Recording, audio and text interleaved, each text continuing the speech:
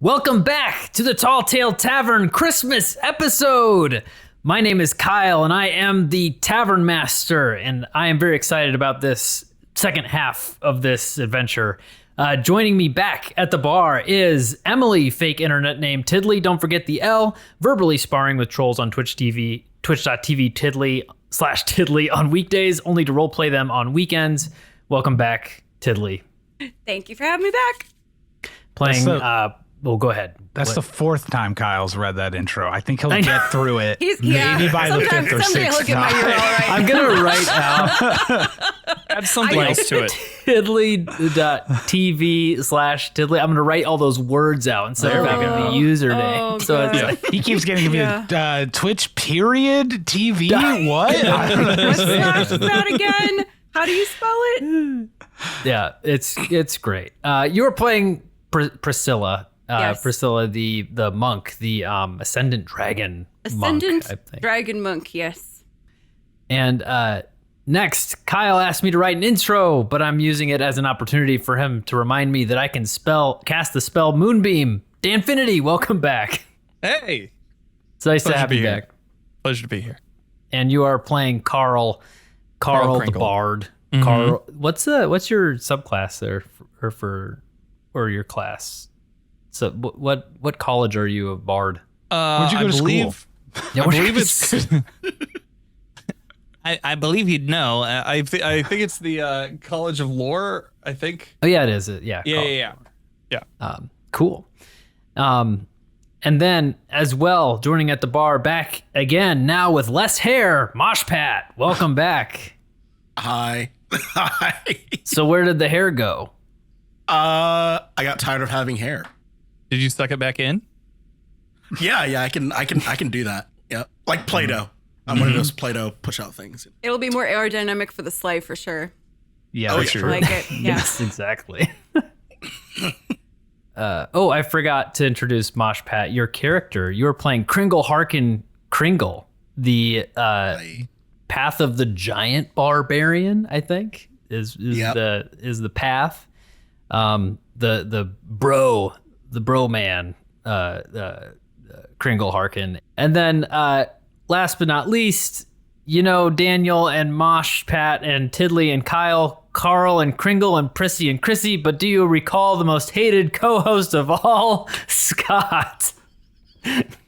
Wow, hated. It was such a nice little song you were singing, and then you just That's a little ruined it with aggressive. hated at the end. I don't understand. I thought we had turned over a new leaf. I'm happy to be here, I guess, even if some people don't want me. And Scott, you are playing, of course, Herman, the artificer. Battlesmith. That's the one. There you go. Battlesmith. Battlesmith. With your steel defender, Tinny Tim. Yeah. Yes. But yes, welcome everybody. It's exciting to see where this is all heading. What is going to happen with the rest of this adventure? And so we go back in the Talltale Tavern, where Crumble the elf sits at the bar, sipping his eggnog, and continues to tell the captive audience in the tavern the story of the Kringle siblings. Priscilla, Herman, Karl, and Kringle Harkin are heroes who had shown up to the North Pole in hopes that Santa would choose them as his successor to the Santa title, to the sleigh, to the responsibility of Christmas, and to the powerful Christmas spirit itself. After proving themselves in various ways in snow globes which contained Santa's memories, they were each hopeful to receive the blessing. However, when the time came, Santa chose his new fiancée instead, a younger, green Eladrin woman named Chrissy. With her newfound power, she tried to arrest the four siblings, but they were able to escape the North Pole in a damaged Santa's sleigh, traveling wildly through space and time until they found themselves in a desert 3 months later, the day before Christmas Eve. It was here that they encountered a gang of kobolds dealing in illegal vintage Christmas gear. The kobolds summoned a sandy Frosty, which the group defeated and easily caught up to the kobolds who were trying to get away on their sand crawler. Other notable events included Herman melting the face off of a Tin Man, Priscilla expertly driving a crashing sleigh, Kringle Harkin absolutely decimating Frosty with a fiery sword, fiery battle axe, right? That's a battle axe, I think. Mm-hmm. And Karl vomiting. A lot. A lot. Many times. A lot. And still having room to take a shit after. Portals, man. Yeah, I know. Portals, man. Yeah, I mean, wow. both Take a ends, lot of man. It's sounds The like group- traditional Christmas. I in think my it was a house. rage. It was more of a rage God. shit. You know what I mean? When you're just so angry that you're like, oh, I gotta shit. I get really mad after my coffee every day. So yeah. Yeah, same. This checks out. Same. Gary does that to me now too. Welcome to the club. Anyway. Why are you? I can tell you're mad because I'm always saying, don't have a cow, Tiddly, and then you go and take a shit. So yeah, that checks out. Well, moving on to another subject. Moving on. Maybe I'll let this shitty subject. All right, let's stop milking the dairy puns. Let's Okay, all right. This is utterly ridiculous, sir. I think we should stop right now. Yes. Well, the group now finds themselves standing in front of the kobolds in the middle of the Raren Desert with a broken sleigh and a message from Mrs. Claus saying, come find her at South Pole. And with that, let's roll the intro.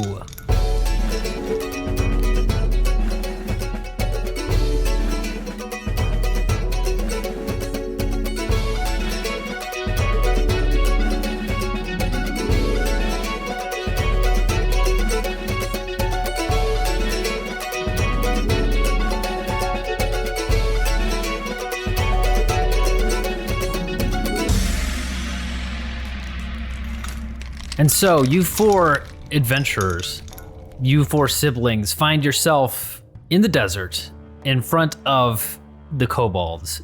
Toady, the ringleader with his hat, Scut in his red outfit, currently being held, and Grover in his green outfit, off to the side, not being held, but doesn't really know where to go with his broken sand crawler, his flipped sand crawler, and his friends kind of being held in place.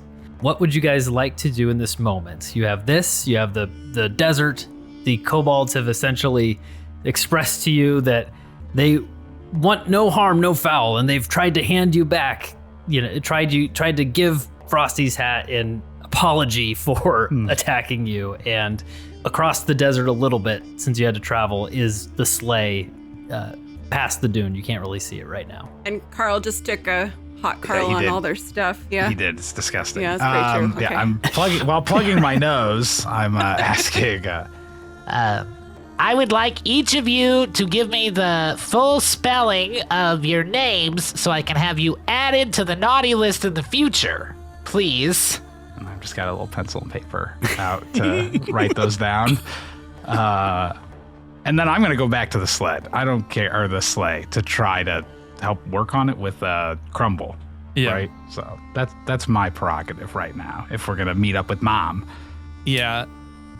I think Karl's done being mad. And done. I think He he's really done, wanted to catch them. Now He's like, done "Eh." the worst. Yeah. Well, and I cast the whole person. I'm done being as angry as I could ever be. I'll go back with them, and I'll go back with Herman.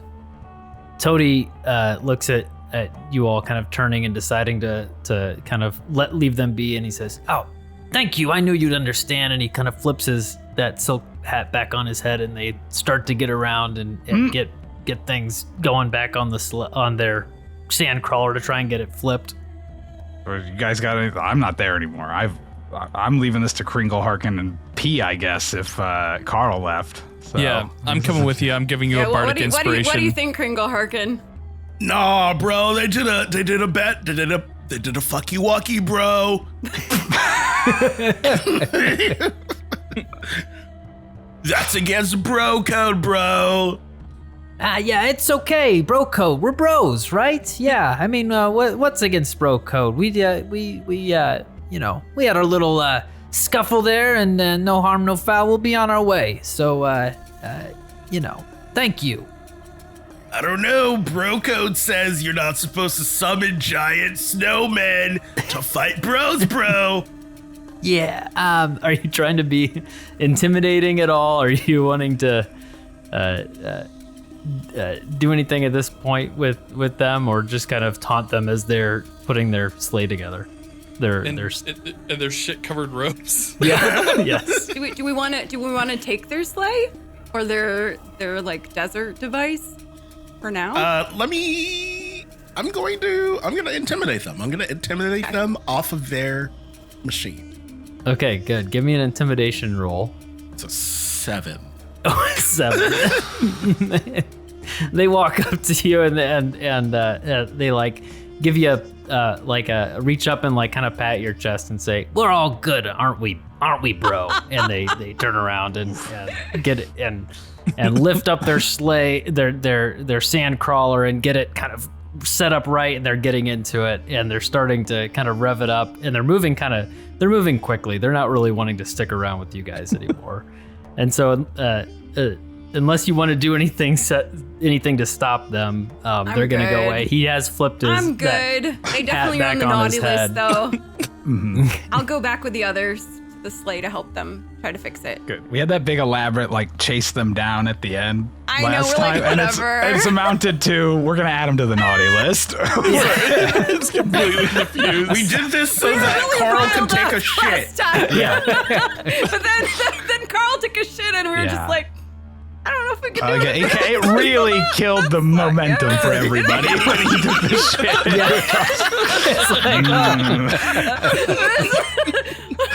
We're like, well, this situation kind of stinks. You should probably go. I'm not touching that, bro. The hat had a little bit of schmutz on it. Yeah. Like, it's that bad, you know. yeah. It was like, oh, I don't really No. want to touch that. Yeah.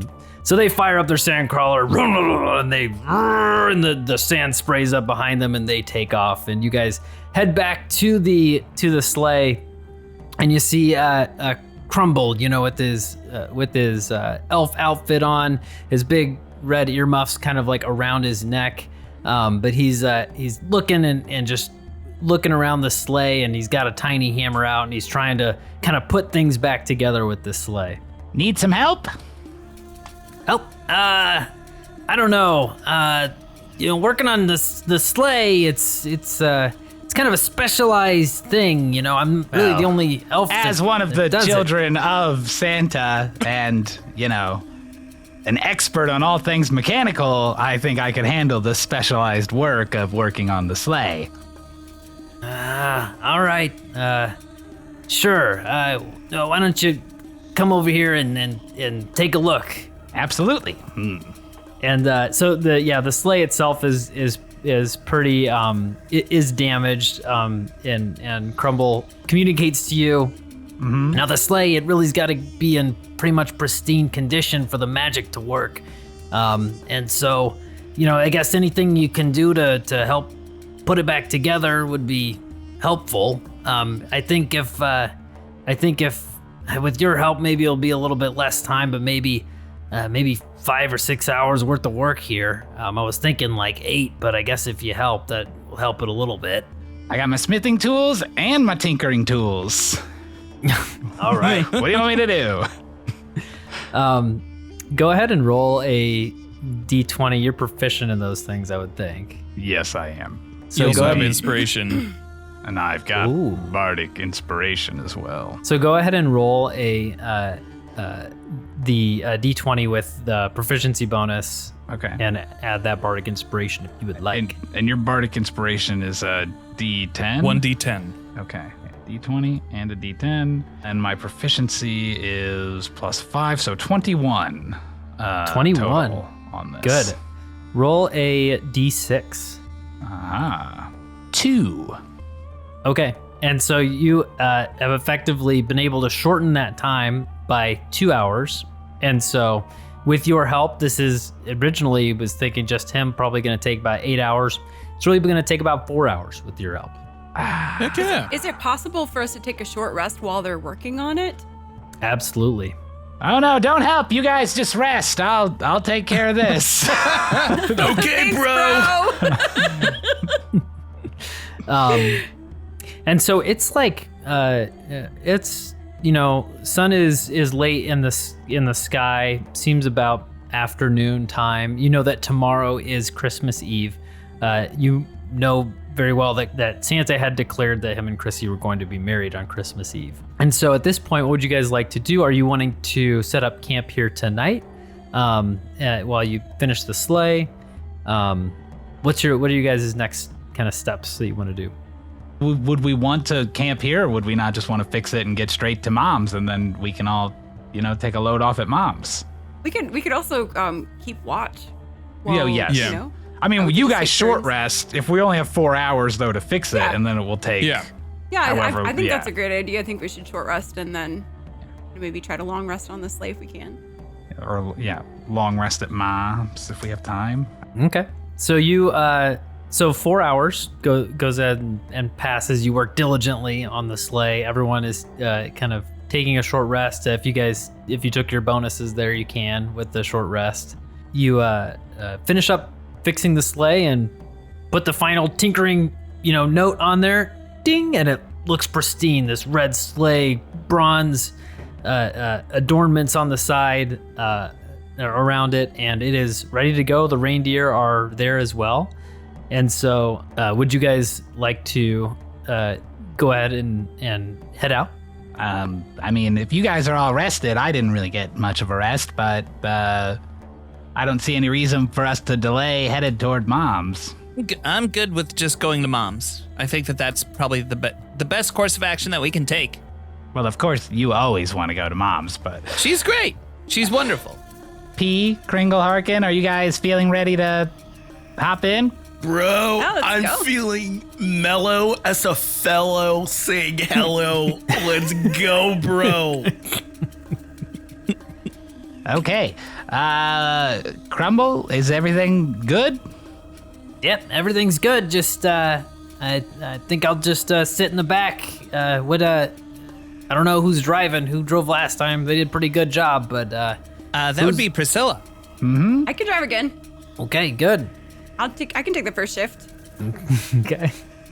So you guys pile into the sleigh and you sit there and you remember you gotta say on Dasher, on Dancer, on Prancer and Vixen, on Comet, Cupid, Donner, and Blitzen, and the reindeer hear that and they start trudging through the sand and slowly pick up and take flight into the air, and you rise above the sand and just see just vast desert around you beneath, and you climb higher and higher, and Priscilla, you're specifically thinking about the South Pole. That's where you want to head to, and so when you're in the seat, you're able to create those portals kind of where you are thinking you want to go. And so you create that portal, shoots out kind of in front, 200 feet, and that portal's created. And you guys fly towards it and go through the portal. And as you go through the portal, you enter into a completely different environment. It's now, instead of this hot sun beating down with sand flying around, you're immediately in whipping wind in almost in a tundra environment, but almost immediately the visibility is low. You are getting hit in the face. I know what to do right away. Sorry. She's driving. If she can't see, I whip out a pair of X-ray specs that I'm holding, super X-ray specs, and I put them on her head, and I say, I don't know, see, and I push the button, and now she has true sight. True sight. True sight. Cool. What is true sight? True sight. A creature with true sight can see out to a specific range in normal and magical darkness, see invisible creatures and objects, automatically detect visual illusions, and succeed on saving throws against them, perceives the original form of any shape changers or creatures that transform by magic, and they can see into the ethereal plane out to 120 feet. Wow.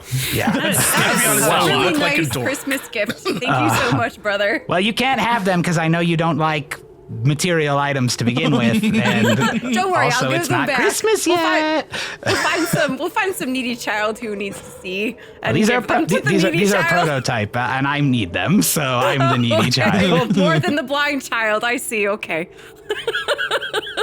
And so you put that on and poof, you're able to see through the blizzard, basically, right? Like that's how it works, right? It just makes it seem like you see through everything. Yes. Yeah, it's just like poof, there's nothing that can block your vision, and you see this tundra, this long tundra landscape before you, and you're looking around, and are you thinking, of the South Pole, and usually the sleigh's magic works pretty well at taking you exactly where you need to go. And you're looking around, and you just look down, and you can't really tell where Mrs. Claus might be. And there's probably not a specific distance on True Sight, is there? I think it's only 120 feet. Oh, 120 feet. And then they only last for 10 minutes for each charge, but they've got 3 charges, so I can always activate them again.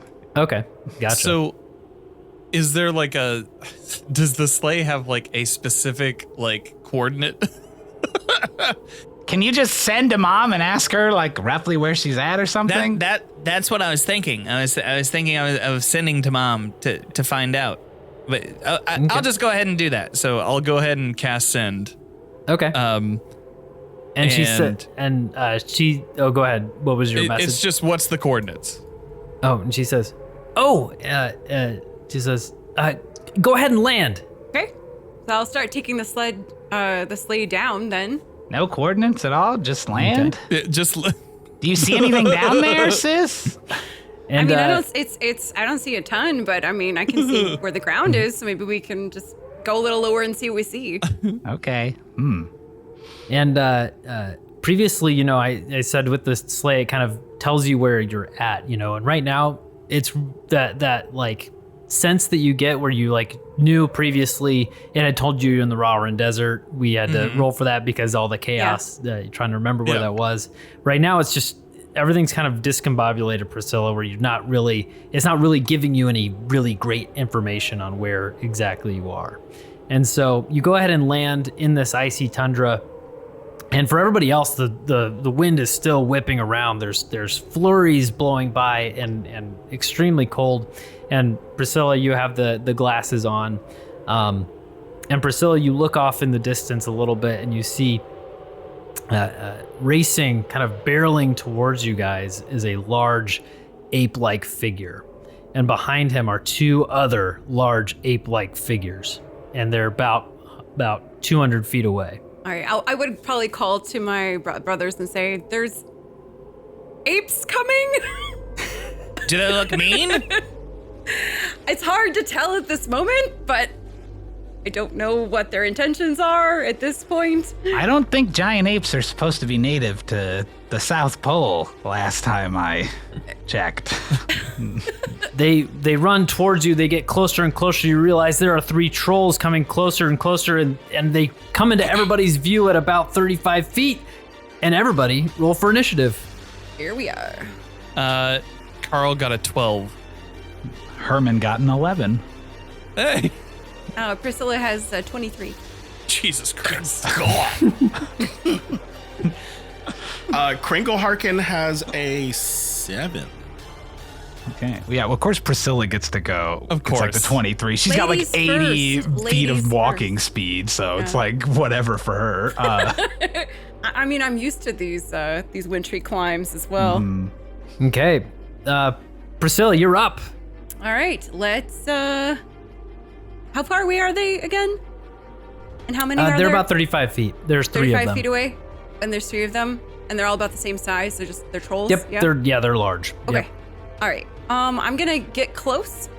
And then I'm gonna do. I'm just gonna do an unarmed strike, probably. Oh. Oh my God. Is that a natural 20? That is a natural 20. Okay. I believe that probably will hit. That will hit. I'm gonna go for probably let's say the middle one. I'm gonna go for the middle one. Okay. Pulverize somebody's skull there. All right, and that is 20 crit damage. Okay. Yeah. Ouch. Ouch. And Yeah. I took that personally. So that was your first attack, and so as a monk you can have another attack, and then you can use some key points if you'd like. Great. Let's do that. Let's attack again. Oh, not as good. All right, that one's a 14. A 14 does not hit. Does not hit. Okay. And then let's see, I get a bonus action, and I still haven't used all my movement, right? Mm-hmm. You could use so you could use a key point to do flurry of blows, Well, you get a bonus action hit always with it. So you always can hit 3 times with the monk, and then you could use a key point for flurry of blows to hit total 4 times. Yeah. Oh, yeah, let's do that. Good call. That's a 26. 26 hits. 6. And then flurry of blows. Oh, that's not good. 11. Probably not hit. 11 does not hit. Okay, great. And then I'm gonna use. So I use 35. That means I have 30 left. So I'm going to retreat out of their melee range. So I'm gonna move 30 feet back.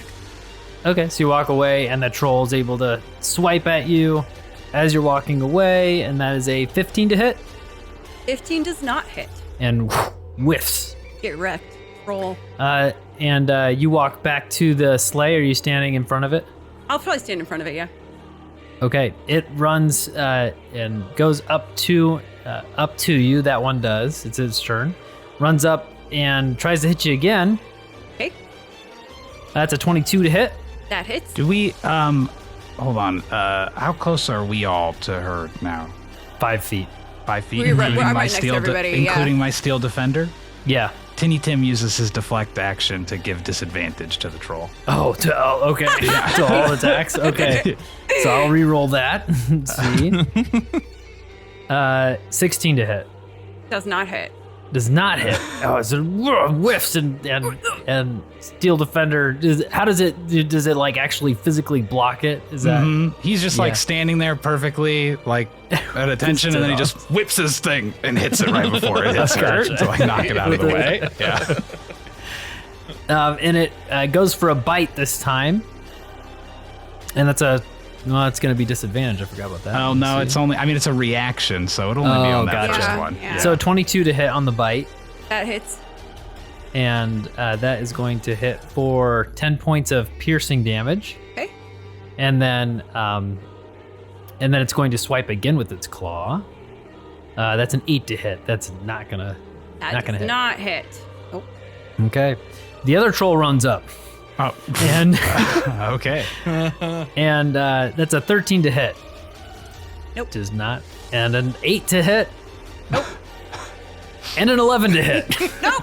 Misses all 3 attacks. I'm like dodging, like Matrix flailing his arms style, around. Yeah, you you know? are. And like world, like the wind is like whooping the robes around, and Yeah, like the from cloak our is looking really perspective, cool. in like 6 seconds time, you went 30 feet over there, hit them all 4 times, casually strolled back, and then you're just dodging a million. Dodging all of them. Are you fucking Neo? She's I've the learned one. much while I was away, brother. Carl, you're up. All right. If I can, so there's 2 real close to us. What about the third one? How far is the third one? 35 feet away. And which one's injured already? Which The one one did I in- hit? There's that one that's hit. injured, one that's not, right in Right. front of you. But one of the one of the close ones is injured, right? Yep. Yeah. Okay. Okay. I'm going to cast Chill Touch on the one that is uninjured, that is closest to us. Okay. That is a 19. To hit, that does All right, it's a hit. 28 to hit. Excuse me. 28's going to hit. Yeah, that's gonna hit. That is 10 necrotic damage. Okay. Then I will give a bardic to Herman. Oh, hey, I'll take it. Another Yeah, one yeah. for me. Yeah, so you're up next, bud. And then I'll end my turn. Okay. Herman, you're up. Hey, Herman's up. Herman will. I just want to. It should just be understood at this point, by the way, that my guardian is always casting ward on me because he can do it 10 times and it lasts an hour. And Okay. it's just always what's going to be happening. So that's on me. I just didn't want to eat up time when we were talking Right. earlier. And so I'm going to use my bonus action to cast Sanctuary on him right away. So now nobody, I slap another sticker like fragile, absolutely do not hit on him. Okay, good. So anyone who tries to hit him has to do a wisdom throw in order to attack him. And then I'm going to stroll up to the one that's already hurt, I guess, and trying to show off to my siblings, I reach down and I grab a toy lightsaber hilt from my pocket, and I'm like, if you really believe, and I turn it on, it shoots out, and I've got a radiant sun blade on the other end. Incredible. That's cool. Does it make the noise? Yeah, it does, of Makes course. the noise. Yeah, it's just Herman with like, he's got like a little toy thing in his pocket that he's doing it with. He recorded earlier, but yeah, it looks cool. So I'm gonna go and try to attack the one that's already been hurt, I guess. So for my first attack with that, that's a 29 to hit. Sure does. Okay, good. And he's gonna take, no, not very much, 8 radiant damage. Okay. On that, and then I'll go ahead and try to do another hit because I get 2 attacks for some reason as an artificer. That's a 19 to hit. Mm-hmm. Hey, so It I'm doing like freaking Phantom Menace spins with it, like I've been practicing. I just look like the video of the kid in the garage, the old. Yeah, I was about to say, you Star Wars video. Garage kid. Yes. That one does 11 radiant damage to him. Okay. Kringle Harkin. It's time. Well, for starters, are any of them near me?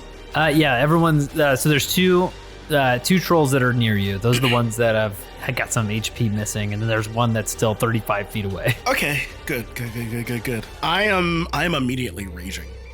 Okay, good. I'm going to infuse my axe with elemental cleaver. Gonna imbue it with cold. Okay. I guess I get I like it. big. And I am going to fling it at the farthest one. Hell yeah. Okay, cool. Because you can do that as a giant. You can just chuck your great axe. Yeah. That's like a Path of the Giant thing. When you imbue it, it gains the throne property. So when he rages and it gets that imbued power, it gives it that ability to be used throne. Yeah. Cool. Okay, so that deals an extra 2d6 when it hits. So let's see. You're just assuming it's going to hit. I mean, I am. This is a 13 hit. Ooh, a 13 does not hit. Ah, bummer. unless Well- of course you were attacking recklessly, right? Can you? Right? I'm gonna go back Kringle and, Harkin?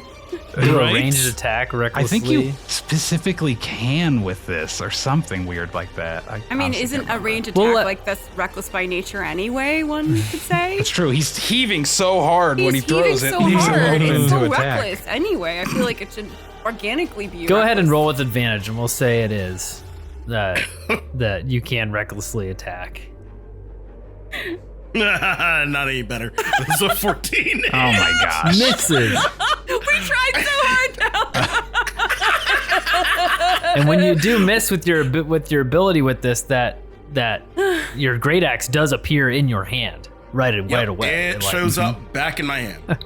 Hey, well, the good news is you get 2 attacks on your turn anyway. Yep. Try it again.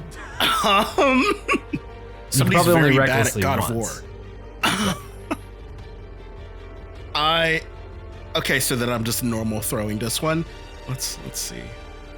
I think. There's a 29 hit. That sure does. There we go. So that is 17 damage initially, and then it is 2d6 of cold. 7. So 17 plus 7. 24. 24 Okay, cold. very good. It's not looking good. That thing hits it and just you see it like cold. That ice just like spreads from it and spreads and kind of like crawls up its neck, and it's gotten beaten down quite a few times. The troll 35 feet away runs up, and it can only hit Priscilla because Priscilla's 30 feet away, and it's got 30 feet of movement speed. Yeah. So it's going to go for Priscilla again. Great. But I guess you're standing right there now, but it's going for Priscilla. 15 to hit, Nope. 18 to hit. My armor class is 18. Okay, so it does hit. Now, is she still next to Tinny Tim? Because his reaction is back up if I've had a turn. Oh my gosh, yes, it So is. he's going to have disadvantage. Just freaking dink. Nope. Okay, so that was with disadvantage, and that was the disadvantage roll was 24, so that it still is going to hit. Damn. Okay. Yeah. And that is going to be 12 points of slashing damage on that one, and then it does have a third attack, 15 to hit, which does not hit. Not hit. And so it is that troll's turn, and it is over. And Priscilla, you look up into the distance, and high in the air, you still have these glasses on. You see a small red object. It's shiny. Some might even say it glows. And it's getting closer. And now you've all heard. Well, what do you say at this point? Do you say anything? Rudolph? Is that you? The hell? Now you've all heard of Rudolph, but Rudolph is a beast of legend. A tale that has been told during a time before you were all born about Rudolph, the mythical, legendary reindeer that helped Santa many, many years ago. That small red light gets brighter and brighter, and then suddenly a blast of red light cuts through the tundra, bathing the icy tundra in red.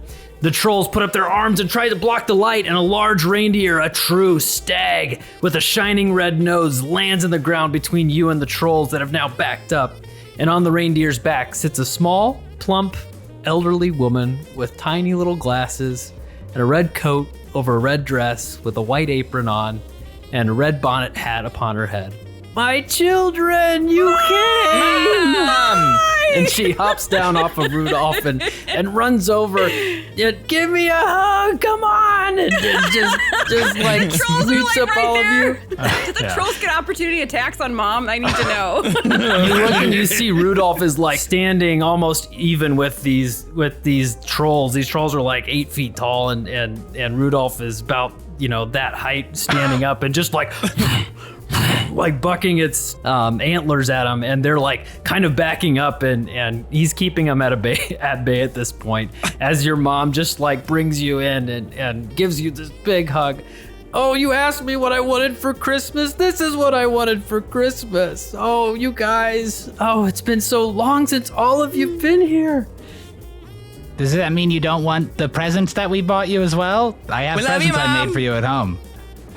Presents? Oh, I don't. Presents? Of course I'll take presents. You made them for me? Yeah, I got you an oven mitt. Oh, that's perfect. Oh, you guys have to see. You guys have to see what I've done down here. And you guys are looking, and she's not paying attention to like anything that's happening. Yeah, she's like, this big battle's happening. Yeah, Trolls, come, like we're like, I'm like half bloodied. Like, I'm picturing Rudolph my as. arm is looking a little kilter right now. Do you? Does anyone remember there was an old SNL sketch where they were making like a live action Bambi, and it was The Rock playing Bambi? That's what I'm picturing.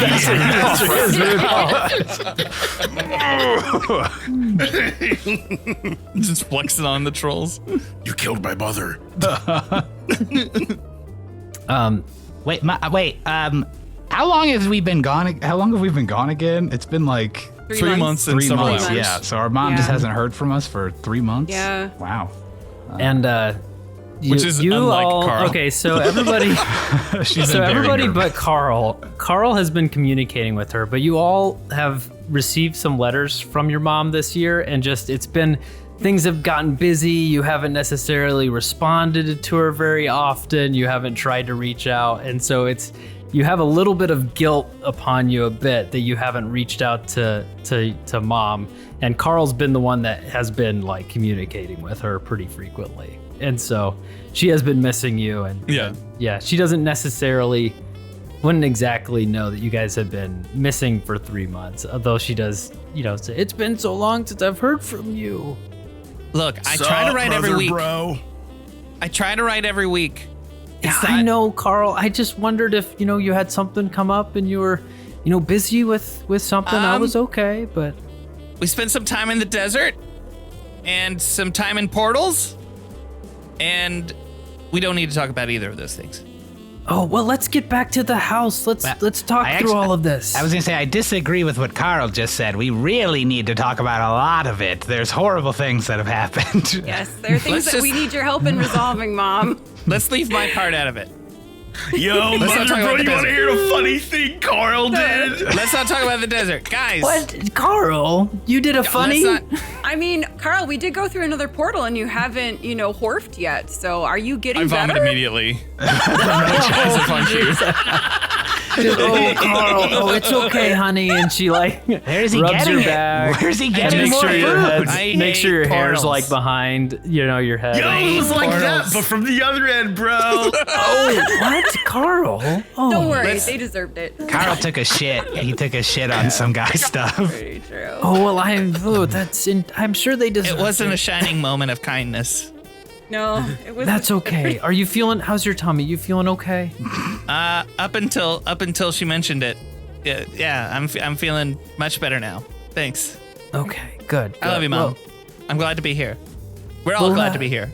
well, let's and let's get going. What do you think? So Yeah, let's get in the sleigh and go.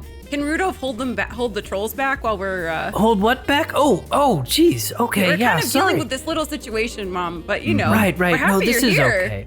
And she Yeah. puts up her fingers up to her mouth and she does this big whistle, like this loud, super loud. And then you look and you hear look around. There's some like holes in the ice, right? Like where there's like some holes where there's some water.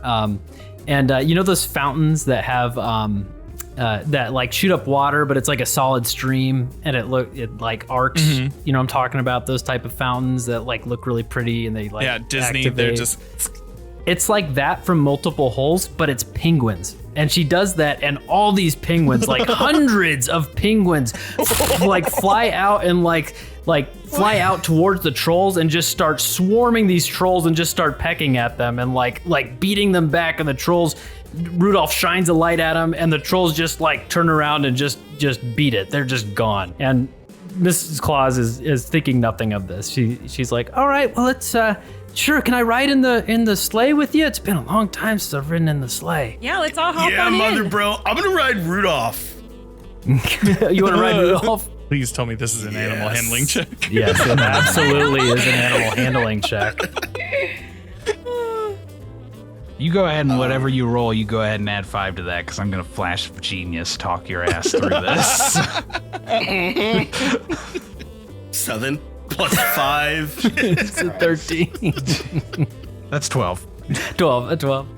So you like go up and you walk towards Rudolph, and like he like stares at you, like looks down at you like he's standing tall, and like he's a little bit riled up, and he just like shakes his head no a little bit. You can tell there's some like wisdom in the eyes of this beast. And he's Come just on, bro. I recommend maybe you step back, Kringle Harkin, but Yeah, I don't think this is gonna turn out well. If you Nah, keep bro. pressing me and forward. Rudolph. Nah. Me and Rudolph go back, bro. He knows me. Let me get on, bro. I don't know if that's true. I don't think know he- if that's true. he's a creature of legend. How could you know him?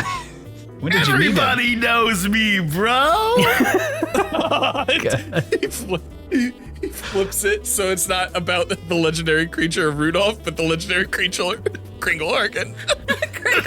Rudolph hears Renowned stories everywhere. about a Kringle. Kringle Harkin. Harkin. So you guys pile into the sleigh, and Rudolph at this point just kind of like starts walking off in a direction, and you're able to direct the sleigh and move towards following Rudolph, and that's where Mrs. Claus is pointing to you, and she says, "Yeah, it's I'm sorry, I didn't have any specific coordinates. This is all kind of an effect in this area. I'll show you when we get back." And so as you're pulling up to her house where she lives, you see this small like cottage. It's like a pretty looking cottage. I mean, it looks so strange in the middle of like the icy tundra. Kind of like picture a gingerbread house, but not like made of gingerbread and candy all over it. It's very quaint looking, very, very nice. Around it are about 1 million penguins. like millions of penguins. Like if you've seen the nature documentary, this is smack dab in the middle of one of those islands that all the penguins live in the South Pole. And you see them, and you're like going through, and she's talking to you about how she has really found her place down here and with the penguins, and have been just so enamored with them and has been studying them. And you get off and get into the cottage, and you see she's got these big ovens, and she walks over and she says, "Oh, I was making this tray," and she pulls out a tray, and it's filled with baked goods, and she sets them down. And then she goes to another oven and takes another one out, and they're like these small, like brown, like treats basically. And she goes and walks over to the window and like throws a few of them out of the window, and there's like penguins that are jumping up and grabbing these little snacks.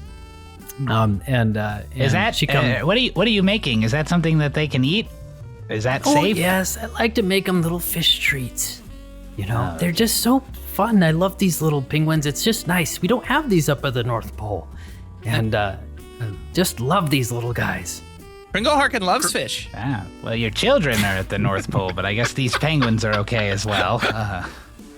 Oh, well, it didn't really, This feel place right. is so impressive, Mom. She says, "Well, thank you." Yes, and you look around and you see that there are like 2 pairs of boots, by the door. You see there's evidence that there's some of her stuff, but some like more masculine looking things around as well. Does it get really cold up here or something, Mom? Do you need these extra large boots?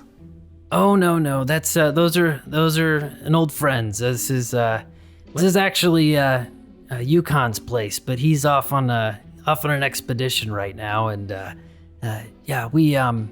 he's an old friend, and so I've been staying here with him. An old friend? Did you know about this, Karl? I have no idea. Who's hey, Mom, who's Yukon? How do you know Yukon? Oh, just he's an old friend, and when your father decided he wanted a divorce, I decided to come down and spend some time here. And what do you mean by old friend? How long have you known him? Old friend? Yukon. His name is Yukon. Could be a con man Canada. Trying to take advantage of an old lady. No, he's not. He's we've known each other for hundreds of years. Wait, when you say you've known each other, do you mean biblically? Oh, Karl, your imagination. She sits down and I'm sure you guys are have lots of questions about the divorce and things. When your father decided that he wanted a divorce, when you're married to someone for 1,700 years, you get pretty good at communicating, and I didn't, this isn't what you want to hear, but this isn't really the first time that we've been, separated or taken a break of sorts from each other, and thought maybe this was one of those times that we'd take a short break and get together, but it looks like maybe he's found somebody new. And so I'm gonna put my hand on my arm and be like, "Mom, we need to talk about Chrissy." She's crazy.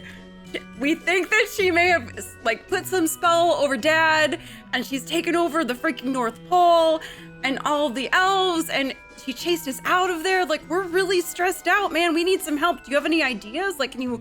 We need to figure out a way to save Christmas. She's ruining Christmas. She's like, "I knew she was a little bitch." She's a little bitch. Mom. I mean, language. Karl, she is right, except for the fact that Chrissy is a gigantic bitch, not a little bitch. No offense to you, Kringle Harkin, saying gigantic in a, derogatory way like that. I don't mean anything insulting. No offense taken, bro. And so she has the power of the Christmas spirit then? She does. Yeah. We were chased. We had the sleigh and we were chased by apparitions and through the darkness, and it was crazy. I've never seen anything like it. Got this insane power, and Dad has never used it like that I remember. It seemed like there was malice behind it. Like that was naughty. Ill intent. I agree. Your father, he didn't like to use the power. Didn't feel like it was necessary most of the time, and really held back. And with her, with that Christmas spirit, she is more powerful than you can imagine. And luckily, she holds up a snow globe that's kind of like whirling with energy. It's a small one. She says, luckily, she has a pretty good vision on everything right now with the Christmas spirit, but this old snow globe your father made me is kind of protecting this area from her vision. And so that's why there was that snowstorm there, and why I had to just let you land so I could come find you. Mm-hmm. Mm. And just to circle back, though, again, you see what happened with Chrissy, and Dad can see everything. He's basically omnipotent, and he fell for it. So how can you trust this Yukon person who's wearing these cheap boots? They claim they're out there in the snow. Why didn't they take the boots with them, Mom? Yeah, what's the expedition, Mom? You know what they say about a tracker with large boots, Mom? Priscilla! Oh no, these are the boots he wears around in the area. He's wearing his climbing gear. He's off on the mountain. Is that all he's been climbing, Mom? Priscilla? Oh, Priscilla. Oh. I'm going to be taking these glasses back. You are not getting them as a present. No, there's some things that I do not want to see, brother. Herman, do you have any like earplugs or anything? Like just any like noise canceling earbuds? Anything like that? I might be able to shape some rocks and push them into your ears so you just can't hear anything, anything. just anything. Just literally anything. She's like, if you're worried about Yukon, he won't be back for a few more days. He's on a long expedition, but he'll be back Christmas Day at some point. But she says, now the Christmas spirit, and you all plan to go back and try and fight Chrissy and save your father? I think we need to. I think we have to.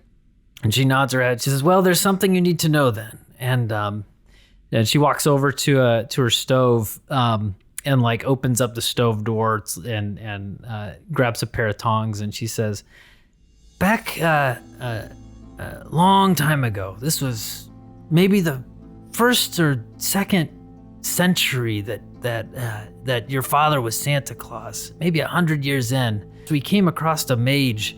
I was riding with him at the time. I'd ride with him every year, and this mage became obsessed with him and found a power to drain the Christmas spirit. And luckily we were able to defeat him and not, have him take over Christmas. But what we eventually found out, and she pulls out like this hot coal, and she walks over and grabs a bowl and then fills it with water and goes into an ice box and takes some ice in it and dips that coal in there and takes out this black piece of coal. Says, found out that this coal can have an effect to make the Christmas spirit susceptible to damage and to take away its power even.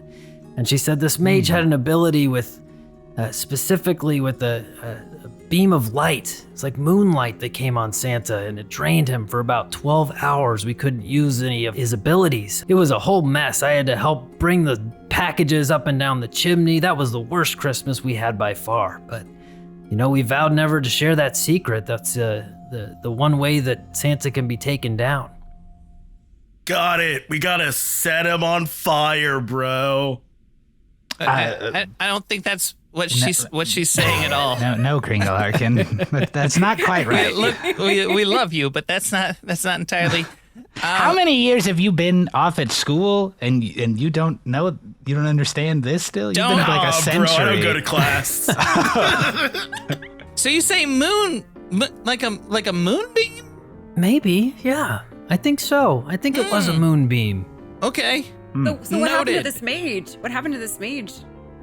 Oh, I don't even remember the details very well. But we were able to avoid him, and once we got the Christmas spirit back, we were able to vanquish him of sorts. I don't want to share those details. That's he's gone. You don't have to worry about him. That was, he wasn't even an elf or anything. I think he was just human. So he's long gone. So could we use coal to take away Chrissy's power, possibly? Yeah, I guess, Karl, you have this spell ability. I have Moonbeam that I just used to kill that Sandy Frosty. Just it blew him up from the inside. It looked like an anime, and all the light shot out. You guys remember that, right?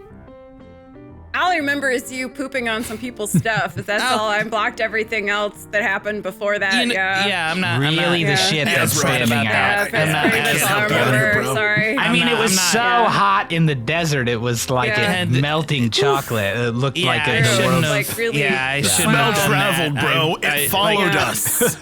Yeah. But anyways, what I'm trying to say is I have Moonbeam, and I think what Mom's trying to say is that I could cast that and weaken the Christmas spirit. Yes, it would drain Chrissy of her Christmas spirit ability. She wouldn't be able to be of the vessel for Christmas spirit for 12 hours. I mean, it's a very powerful effect. Guys, I've got a plan. Well, where would the power go in the meantime? Who would be Santa in the meantime? Well, I think maybe it suppresses. I'm not exactly sure. It was after the time ran out, Santa didn't have to do anything specific. He just got the power back. Okay. So maybe it's more of a suppressing. It doesn't transfer. It just suppresses. I think so. Got it. So she would still be Santa. So first we suppress her, and then we. And then Hold we person. revert. Okay, Then we all take right. our Christmas, and then you know what I'm gonna do. How are we gonna get close enough to Christmas? Are you gonna shit on her, bro? Do Moonbeam. Wait, brother, what's the range? Like, how close do you need to be to her to get that Moonbeam on her? I need to be within 120 feet. Pretty good. That's pretty good, and I can move it. If she tries to run away, right there, right there. Or you could enchant another table. Who knows? I could also do that. Yeah. I could also do that, but No, he right got there. feelings for the last one. It was super Oh, weird, that's bro. true. I You had miss to say table. goodbye. I do miss table. Well, sorry to And bring she up says, such I difficult quickly, memories. I Yeah. quickly grab a piece of wood and I carve it to look like the table, and I give it to Karl. "Oh, nice."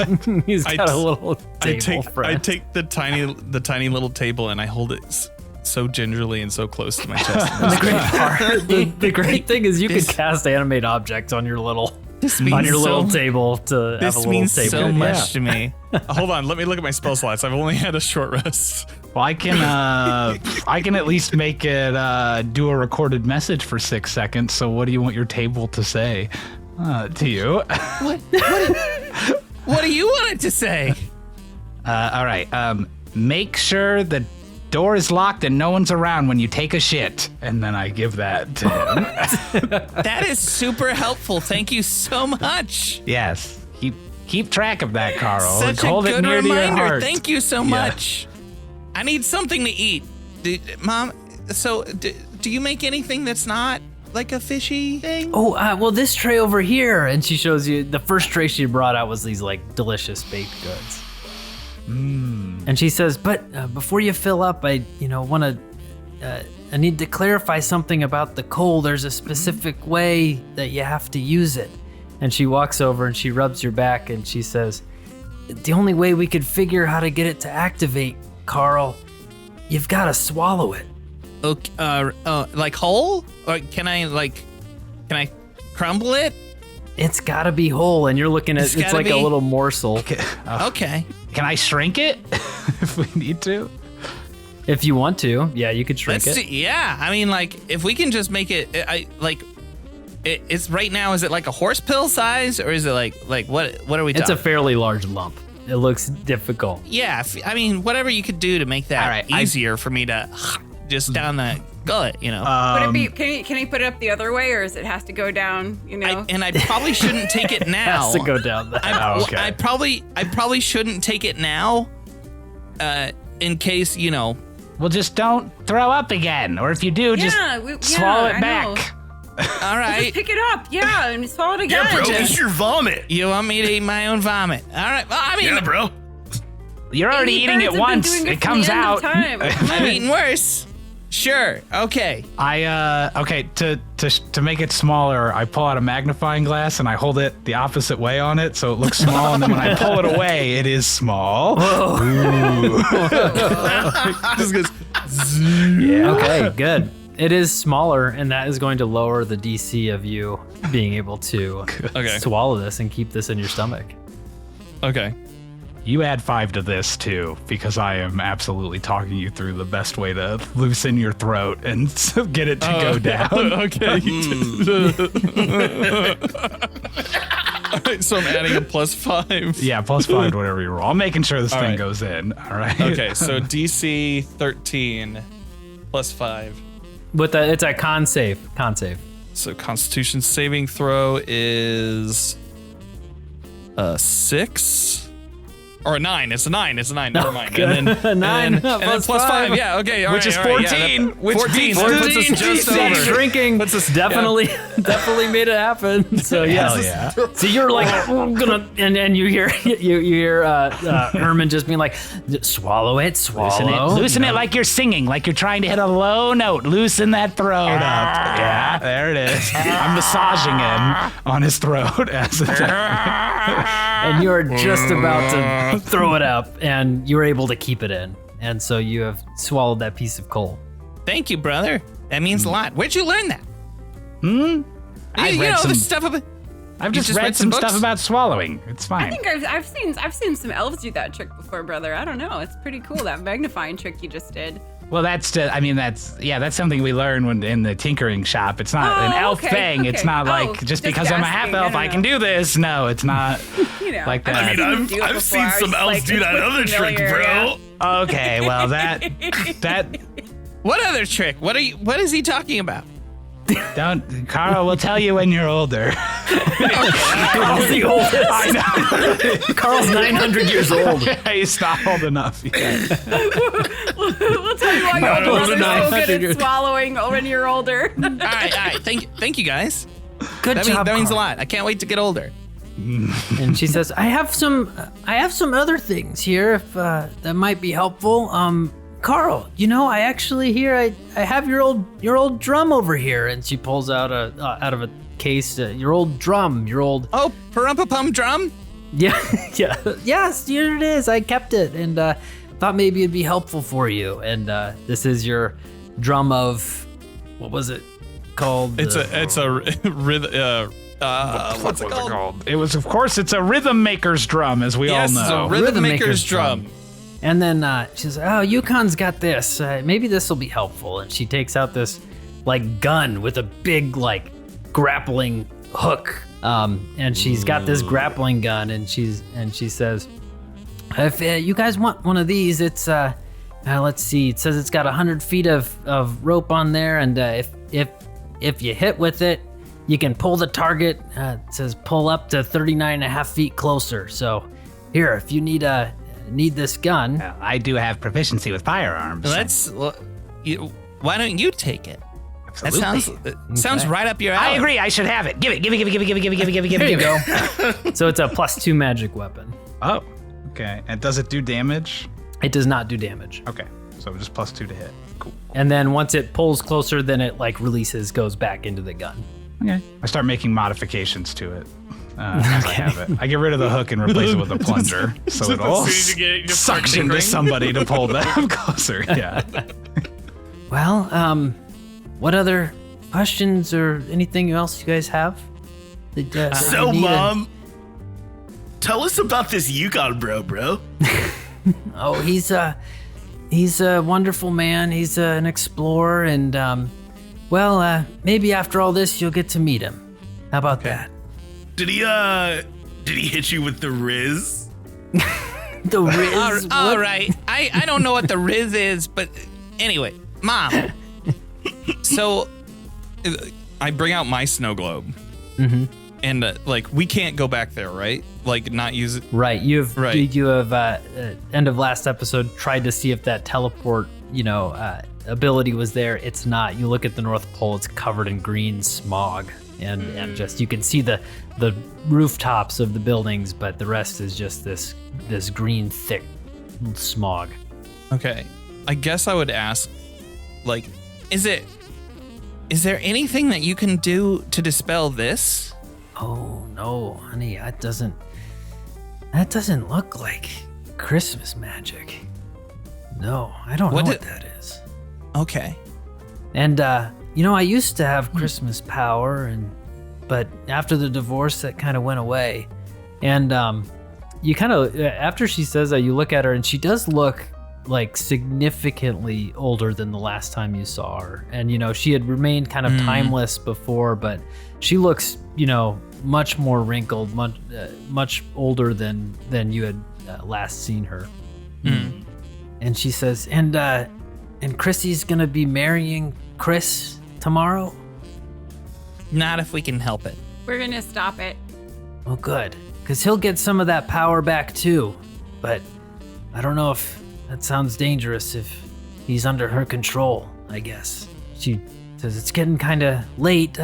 You guys can kind of bundle up around and kind of camp out in here. And you see like a couch and a rug and some blankets, like a little ottoman thing filled with some blankets. And she says, you can, curl up in here and give yourself a rest if you need before you head back and go and try and fight her and save Christmas, I guess. Yeah, I'm gonna take a couple goodies and because I miss Mom's baking, and I'm gonna eat them. Yeah. And then I'm gonna probably sleep on the floor, but like a nice spot by the fireplace. I'm honestly surprised she doesn't just go bury herself in the snow or something to sleep at this point. I'll let you guys enjoy the greater creature comforts. I'm fine on the floor. I mean, sis is truly terrifying. How dare you say that within her earshot?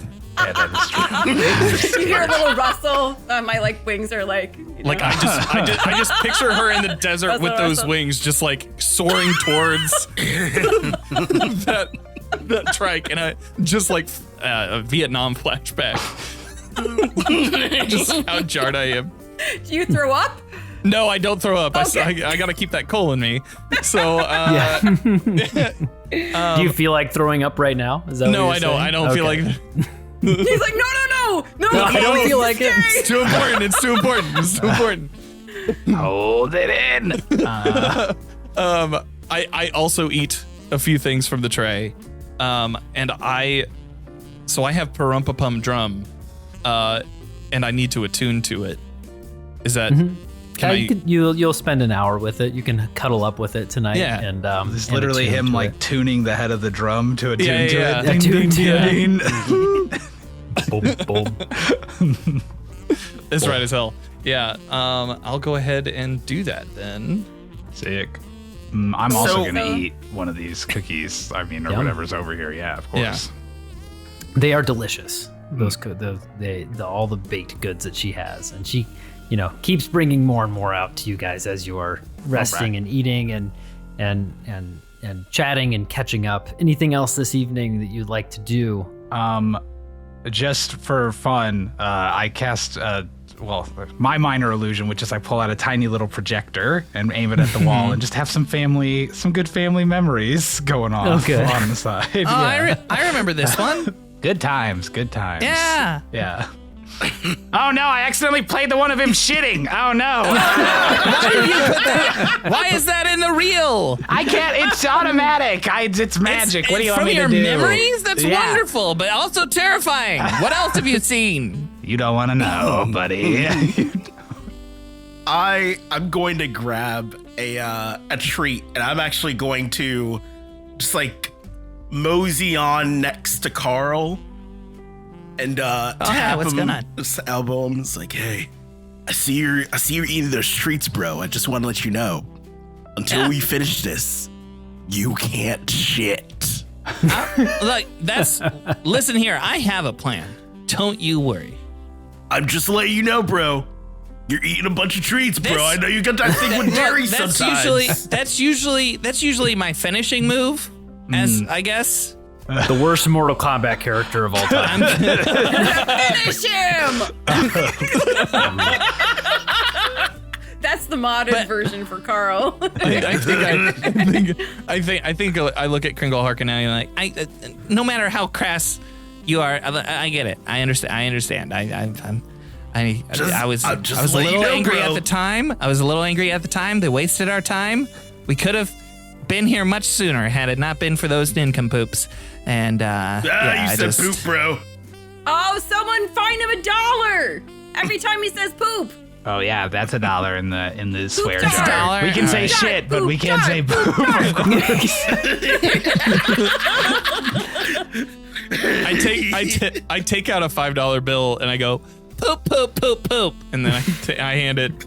I just put it down. You guys just hear the door For the close and nincompoop Mrs. before. Claus is in her room. Like it's just, she didn't even really say goodnight. Where'd Mom She just go? Mom, is Yukon back? Yeah. Yo, Last thing I alright, do guys. before going to bed is I'm at least fixing up Tinny Tim to get him back to full health. Yeah. Okay, good. Yeah. Before we go to bed, bros, we're gonna have to figure out what Mom is doing with Yukon, bro. I don't want to know what she's doing with Yukon, and we'll worry about, I don't know, killing him after we kill Chrissy. Is that kind of the path we're on I think that's now? the next thing that we need to do. Yeah, we killed Chrissy. Yeah. Chrissy's at the top of our list right now. Let's write a list. Hold on. Okay, so we got check Chrissy. it twice Is it a naughty before we're list? done. All right, we got What does Chrissy. Yukon do? Except We got make Mom Chrissy. happy? Yukon's on the list now. Well, and we then at what least was, need to look on my into list? Yukon. what was the name of that kobold? I need to make a history check. I don't remember all their names. The kobolds were Toady is the one with Toady, the of hat, course. Yes. Scott and Grover. All right, Toadie's on there twice now. He's on the naughty list twice now. Okay. Scott, yeah, like F that guy, you know what I mean? And then Grover. All right, so we got a list of 5 names here, all to kill once we get done with Chrissy. Well, I think what we do is we kill Chrissy, we investigate Yukon. If he's evil, we kill Yukon. Kill Either Yukon, way, yeah. maybe we get Yukon out of the picture, and then Mom and Dad can get back together, and That's then what Mom will I stop like getting this idea. old, and she'll live forever, and nothing will ever But- change. I like Mom this idea. said they had marital problems before this. And they worked them out. Maybe they're just happier not together, and that's okay. When a toy is that's broken, true. you fix the toy, Priscilla. Sometimes you can't fix people, okay? That does explain why there was so much time in between P and Kringle Harkin. Was I just It not might paying explain attention your then? ears too, brother. Oh, me? Yeah, they're a little pointy. You never noticed that they're a little pointy? Well, I mean, they're a little pointy, yeah, but it's a recessive gene. Okay, sure. Are you suggesting Mom fucked a dragon or something? Miss Dragon Wings over there? I mean, who knows what dalliances she may have had in the past. She wouldn't. Mom and Dad love each other. They should be together. It would explain a little bit about us, brother. This one's a giant dragon. I'm half elf. No, hold on, And bro. I'm a My giant musician. stuff is magic, bro. I mean, we have to come and face it. Our mom is a little bit of a hoe, okay? But it's okay because she's Dare our you, ho, Priscilla. ho, ho, right? It's okay. I'm going to bed. I also am going to bed. I won't want to hear anything about this ever again. It's okay, Priscilla. I come to terms with the fact that, Mom got around, bro. And so you guys all decide to go to bed and go to sleep, and you look out the window and see Crumble is out, and he's bundled up in the sleigh. He's just out in the snow, sitting not in the snow, but in the sleigh, bundled up. Looks warm. He looks good. You all go to sleep and have sweet dreams. Some of you may dream of sugar plums. Some of you may dream of candy canes. Just nice, wonderful, sweet dreams. And when you wake up in the morning, you have 2 extra temporary hit points. Ooh. And Hey, sugar plum hit points. you guys are having breakfast, and Crumble walks in and says, did you guys have some sweet dreams last night? Have you heard of knocking? You just come in. This isn't your home. This is our mother's home. Were you Crumble. tinkering, brother? Mom, I'm so sorry. Mom. My manners. I'm so sorry. And he's like, and he walks out and he knocks. Oh, come in. Oh, thank you. Oh, yes. Oh, Crumble, look at you. I hope you guys had some sweet dreams last night. did a little thing to give you a little bit of a boost. And so, Now I so feel what's the bad. plan? Well, Karl ate some coal, and so now we're gonna go and kill Chrissy. Yeah, Normally hopefully I- Karl can keep it down because you know Karl. I'll try. I'll try, Yeah, guys. I don't know. I'll What do my oh. best. We should ask Mom what happens if he poops it out the other end before we get to Chrissy. I hope it's still small. She's sitting there with you, eating some Yeah, breakfast. hey She Mom, says, what happens? We She's need to know. eating.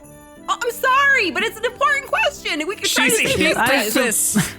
I suppose he'll have to eat it again. Okay, She's Karl, you eating. know. Priscilla. She's not the only one who's gonna be doing some eating. All right. Well, Carl glad we just cleared like that up. he's Thanks, red Mom. in the cheeks and also insanely worried. Yeah. I want to just like tap Karl on the shoulders, like, hey, Leave me hey, Karl, alone. bro. Hey, eat shit, Karl. Leave me alone. Wait, how many dollars to the poop jar is that? That's a lot of the food jar.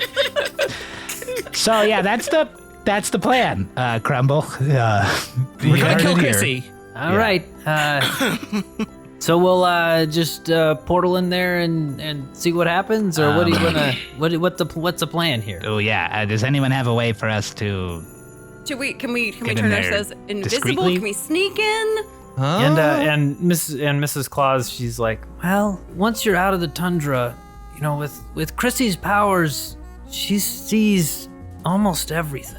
She said, I don't know how you're gonna be able to sneak up on her. Actually, she's quite powerful with this Christmas spirit. She sees you when you're sleeping. She knows when you're awake.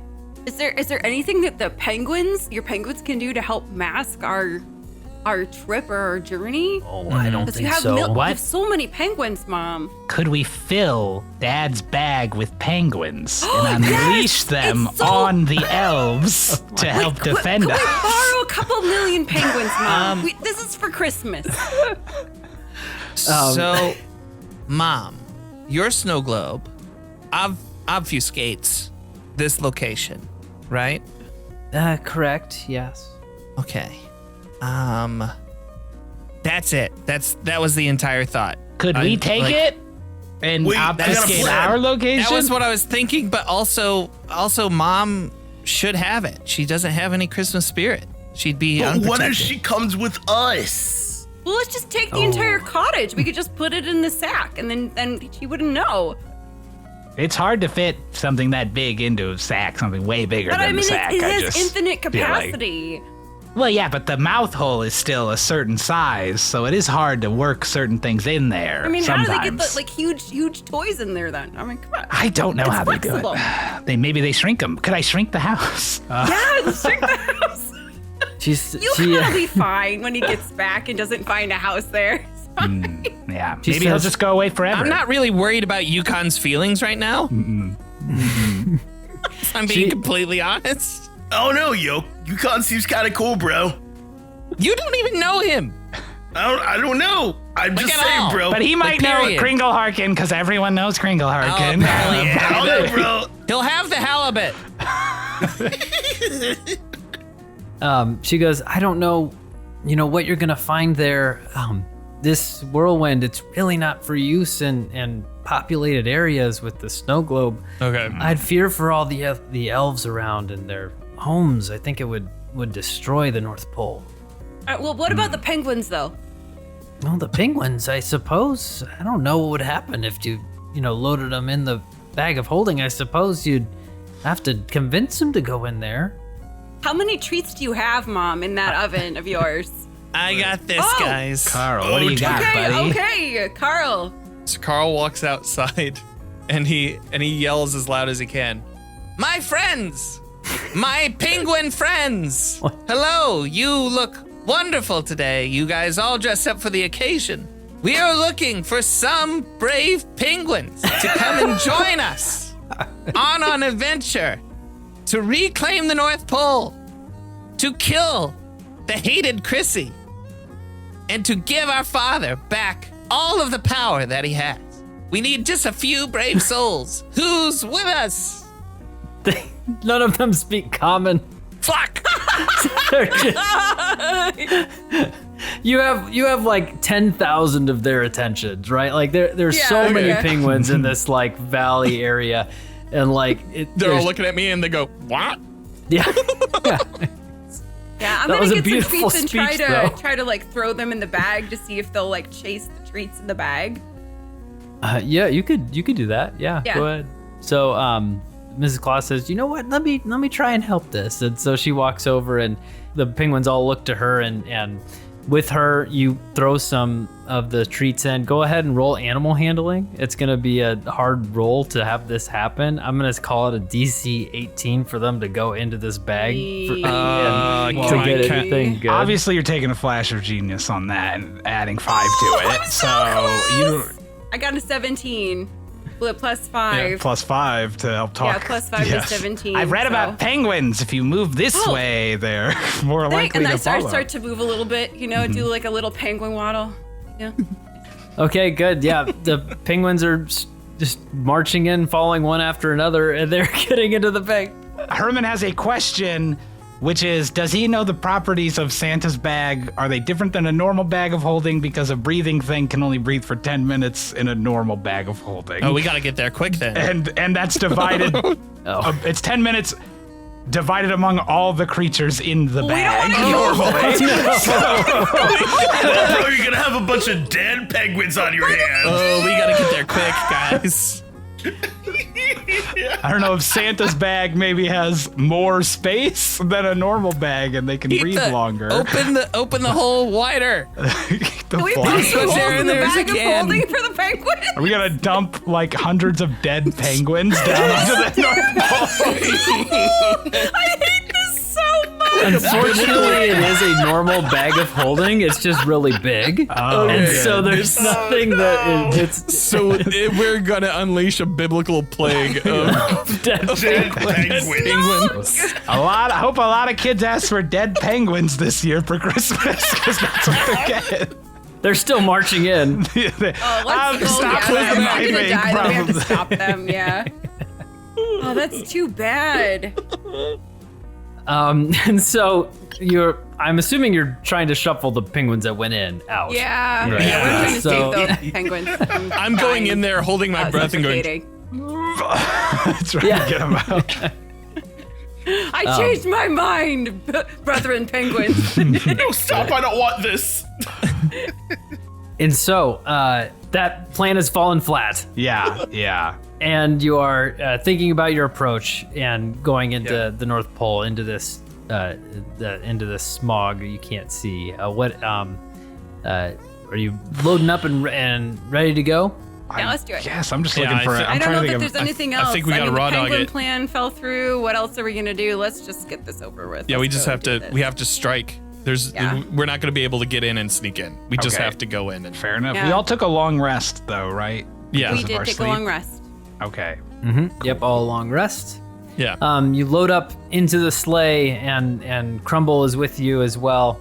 Priscilla takes the reins and starts off, and you guys take off and rise up into the air as the reindeer pull forward, waving goodbye to your mom, Mrs. Claus, and Rudolph. You see is standing nearby and bows his head and kind of nods. You should have given him the speech. Maybe he would have come and helped us. Too late now. Oh shit! Hold on, hey, Rudolph, I got something to say.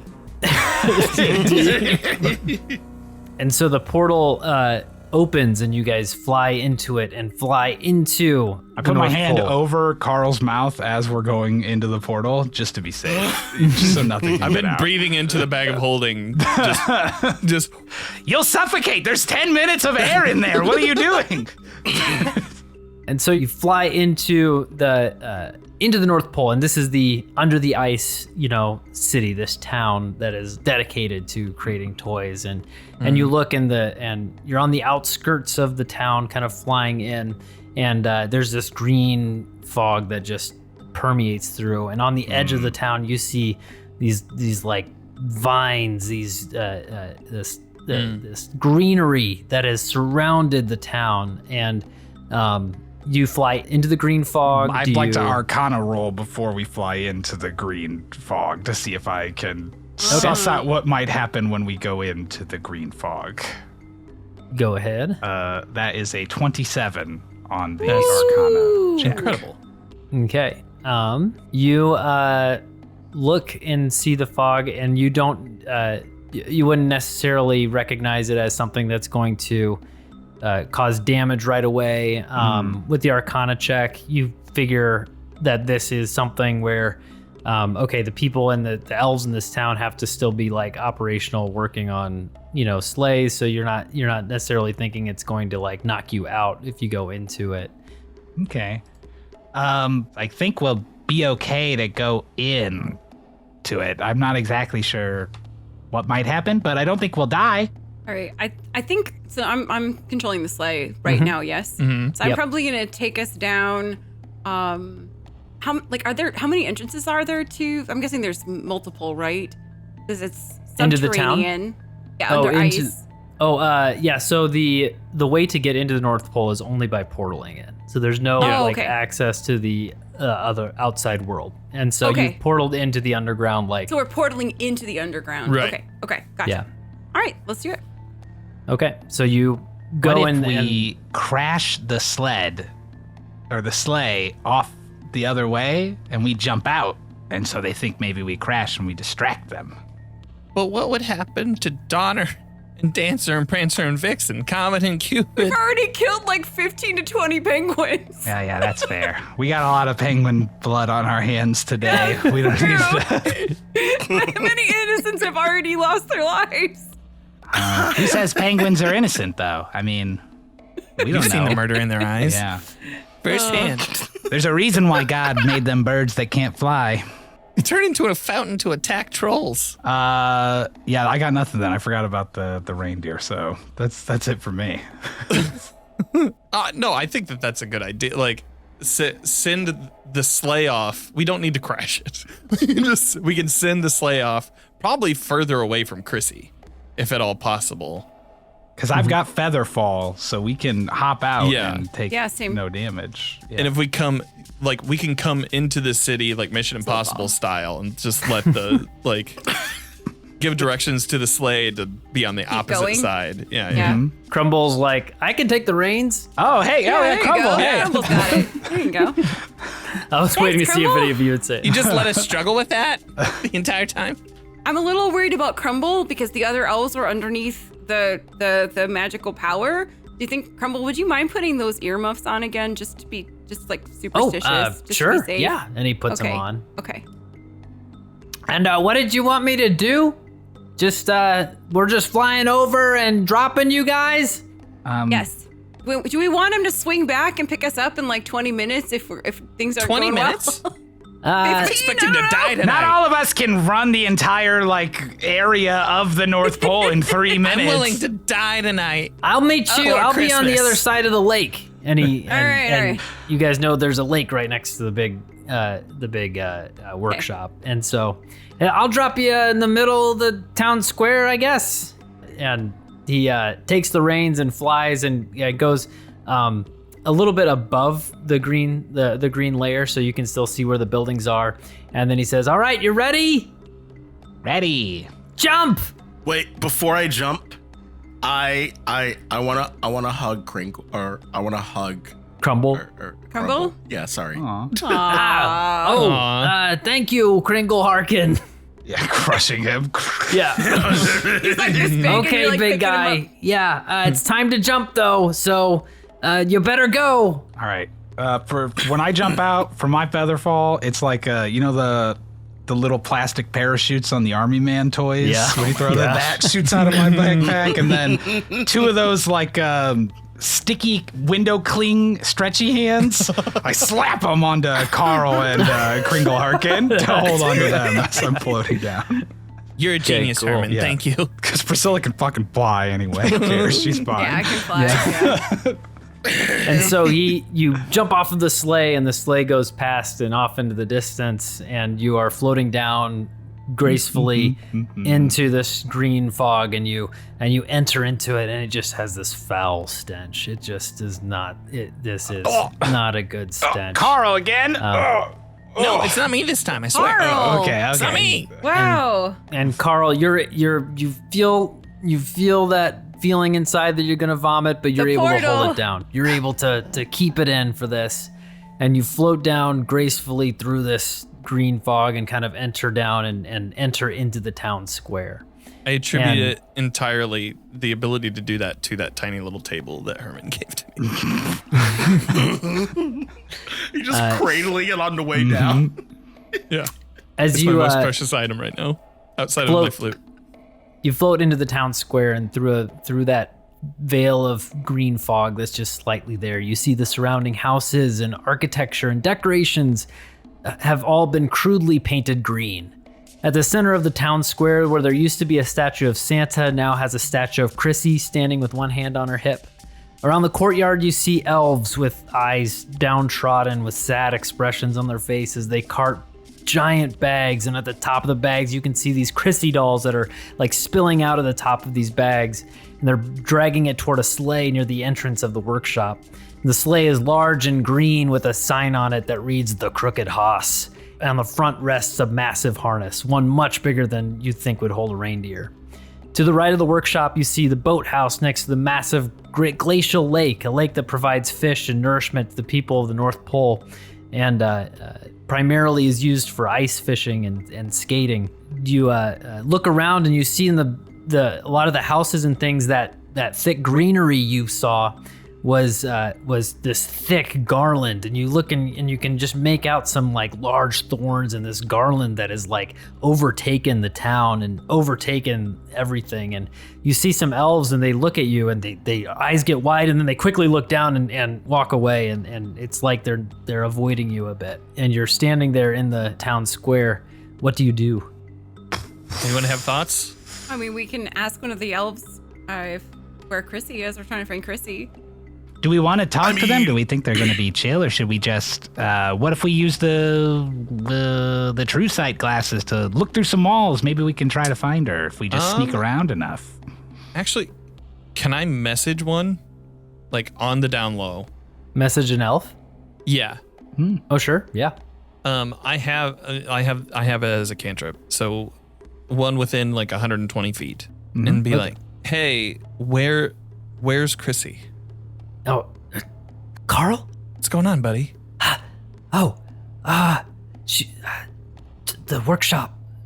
She's sitting on the throne. Hey, are you okay? Are they treating you well? Yeah, no. Okay. Look, I guess, we can't. And he cuts it off. Okay. Then if this is one that you can see, kind of walks away from you guys. He doesn't like look quite at you. Gotcha. Yeah. And okay, I relay the information to. Okay, to the throne room then. Let's do it. Yep. Yeah. Say hi to stepmom. Okay, so you walk through and you walk towards the workshop. The doors are closed, and this little dove bird kind of flies in front and lands on the steps and kind of looks at you, and then all of a sudden its mouth like turns into this green lipstick woman's mouth and just looks at you and says, "Hey kids, I was wondering when you'd all come back home." And it's like this just so weird, this like dove with this like now elf mouth talking through you. And she's like, "Oh, you guys coming back home for the holidays? It's so nice to have you back." Can we kill it? I want to kill it. No, don't do that. Can I cast Dispel Naughty or Nice, which is a cantrip on the dove?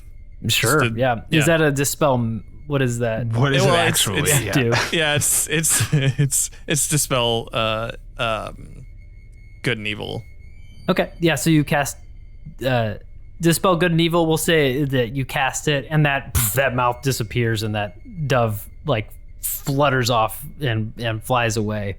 And then in all of your minds, you hear her say, "Oh, just come on in." And the doors open, and like your arms locked to your sides, and you are dragged into the workshop, just completely dragged, this force is around you. You can't even resist it. And she pulls you in, and as your eyes adjust, you notice what used to be this joyous, cheerful, and warm place of inspiration and creativity has been turned into a cold, dreary, factory-like environment. The tables have been pushed together. You see dolls have been made in assembly line fashion. The workshop is this massive circular building with this big glass dome that stands 80 feet tall. At the far end of the facility, you see Chrissy sitting in the candy cane throne, which is now made of green striped candy canes instead of the red that it used to be. On either side of her, in piles that amass up to 10 feet high, are hundreds and thousands of Chrissy dolls. The piles continue all the way around the outsides of the workshop. There's dolls on tables, on mantles. There's an upper level to this, kind of an upper balcony that goes around this workshop, and just dolls everywhere. Despite the amount of dolls laying around, there's still a few elves diligently working to make more. And you stand next to each other, unable to move. Well, come closer, don't be shy. And she pulls you toward her until you're about 25 feet from her. You look to the left and right, and you see 10 toy soldiers on either side of the workshop. There we go. Now I can see your faces properly. Welcome back to the North Pole, guys. I've made some changes. How do you like them? Oh, can we speak where our mouths aren't? Yep, you're able to hindered? speak. You're able to speak. They're horrible, just like you. They're the worst. You're the worst. We hate you. Where's our dad? Why are you? Why are you doing this? What are these awful dolls, by the way? These are horrible craftsmanship. These are Chrissy dolls. Yay! We've got rid of all those other, just those tired toys, all those, noisy racket. Now everybody just gets, to be my friend, and they get to have me in their house. This is the worst Christmas ever. Oh, it is not. Oh, Herman, you are just crazy. Now, I want to say to you guys, I'm not here to, be your new mom or anything like that. I'm just, want to be here to help if you need, help or support or anything. And I'm just, your dad's new wife that is to be, later tonight when we have the ceremony. Can I cast Moonbeam? You open your mouth to cast, or do you have to have if you have somatic? Yeah, it does. Then you are unable to. All right. And she says, I know that you've come back here to, take the power back, right? I presume. Well, I know. No. Well, I'm sorry, but Santa chose me to take over. I know how disappointing that must be for his own children, but this power is truly amazing, though. I knew Santa had power, but no idea he had this much power. He really didn't use it to its potential, that's for sure. But with everything it can do, there's one ability that's truly the topper on the tree. Yes, the ability to know naughty from nice. To know if you've been bad or good. And she points her finger off to the distance to the side, and a spurt of green magical energy zips across the room, and a group of toy soldiers wheel in the 4 giant snow globes from before and set one down, each one in front of you. And she says, now the one thing the old Santa was very good at is making these magical snow globes, and these are just so neat. And she says, you can really see any memory you want in here. And let's look at this first one. And a scene appears in a snow globe of a young boy giving his sister flowers and then making his bed, putting cookies and milk out for Santa. This one's Billy Wonderson. Nice, all year long. And then he wakes up on Christmas morning to this, and you see him opening up a stocking full of coal, running from up to his room crying. Did Santa make a mistake? How dare you? Our father would never make a mistake. Well, interesting you say that, Herman. Why didn't he get the bike he so desperately wanted for Christmas? No. And did his best all year to be good for? The scene cuts to Herman as a boy trying to get a bike into his small bag of holding, but slipping and the bike slides into a hole in the ice, falling between a glacier. What do you think, Herman? Own up to losing his bike? Or simply just erase him from the nice list so you can avoid getting grounded. Not something very becoming of the future Santa Claus, was it? I was just a kid. I was only, 300 or 400 years old? I mean, who could have known any better? The next snow globe begins to whirl with snowy energy and soon shows a large tree surrounded by presents, maybe 100 different presents. And a young adult, Kringleharken, walks in and starts looking through the presents. Now, Kringleharken, what is that set of rules you say you live your life by? Some sort of code? It's the bro code. Would you say looking through your bros gifts at your frat house and switching the labels is part of that bro code? The scene shows Kringleharken looking through the presents and slightly undoing the wrapping, then finding one and switching its tag with his. Well, what did you switch for? It was the sax. The axe? Oh, the axe. Oh, the axe. Oh. Gotcha. And and Chrissy says, how can we trust a Santa Claus that can't control himself around presents? And then the next snow globe begins to whirl, and soon a familiar sight to everyone is shown. The great yearly Christmas Day celebration at the North Pole. At a bar, it's to kind of set out up in the outside town square, you see a tall white Harangan with tall white ears dressed in a colorful multicolored vest and a basket of eggs resting on the bar. What's he doing here? Priscilla walks up, a little less poised than usual, with 2 glasses of eggnog in her hands, and walks up to the Harangan, this rabbit, and gets a little close and laughs flirtatiously. And Chrissy says, now, Priscilla, I'm not here to shame you for your preferences or choices, but the Easter Bunny's a married man. And in the scene, Priscilla takes the hand of the Easter Bunny, leading him away from the bar. Does it look like a Looney Tunes scene? I know that he's, our father's rival in magic, but I was just taken away in the moment. How does honestly, if you've seen him nude, I have so many questions about where the eggs come from, if he's a rabbit, and if Does he have a cloaca? Yes. like how big is the cloaca? Like this? Are you not stopping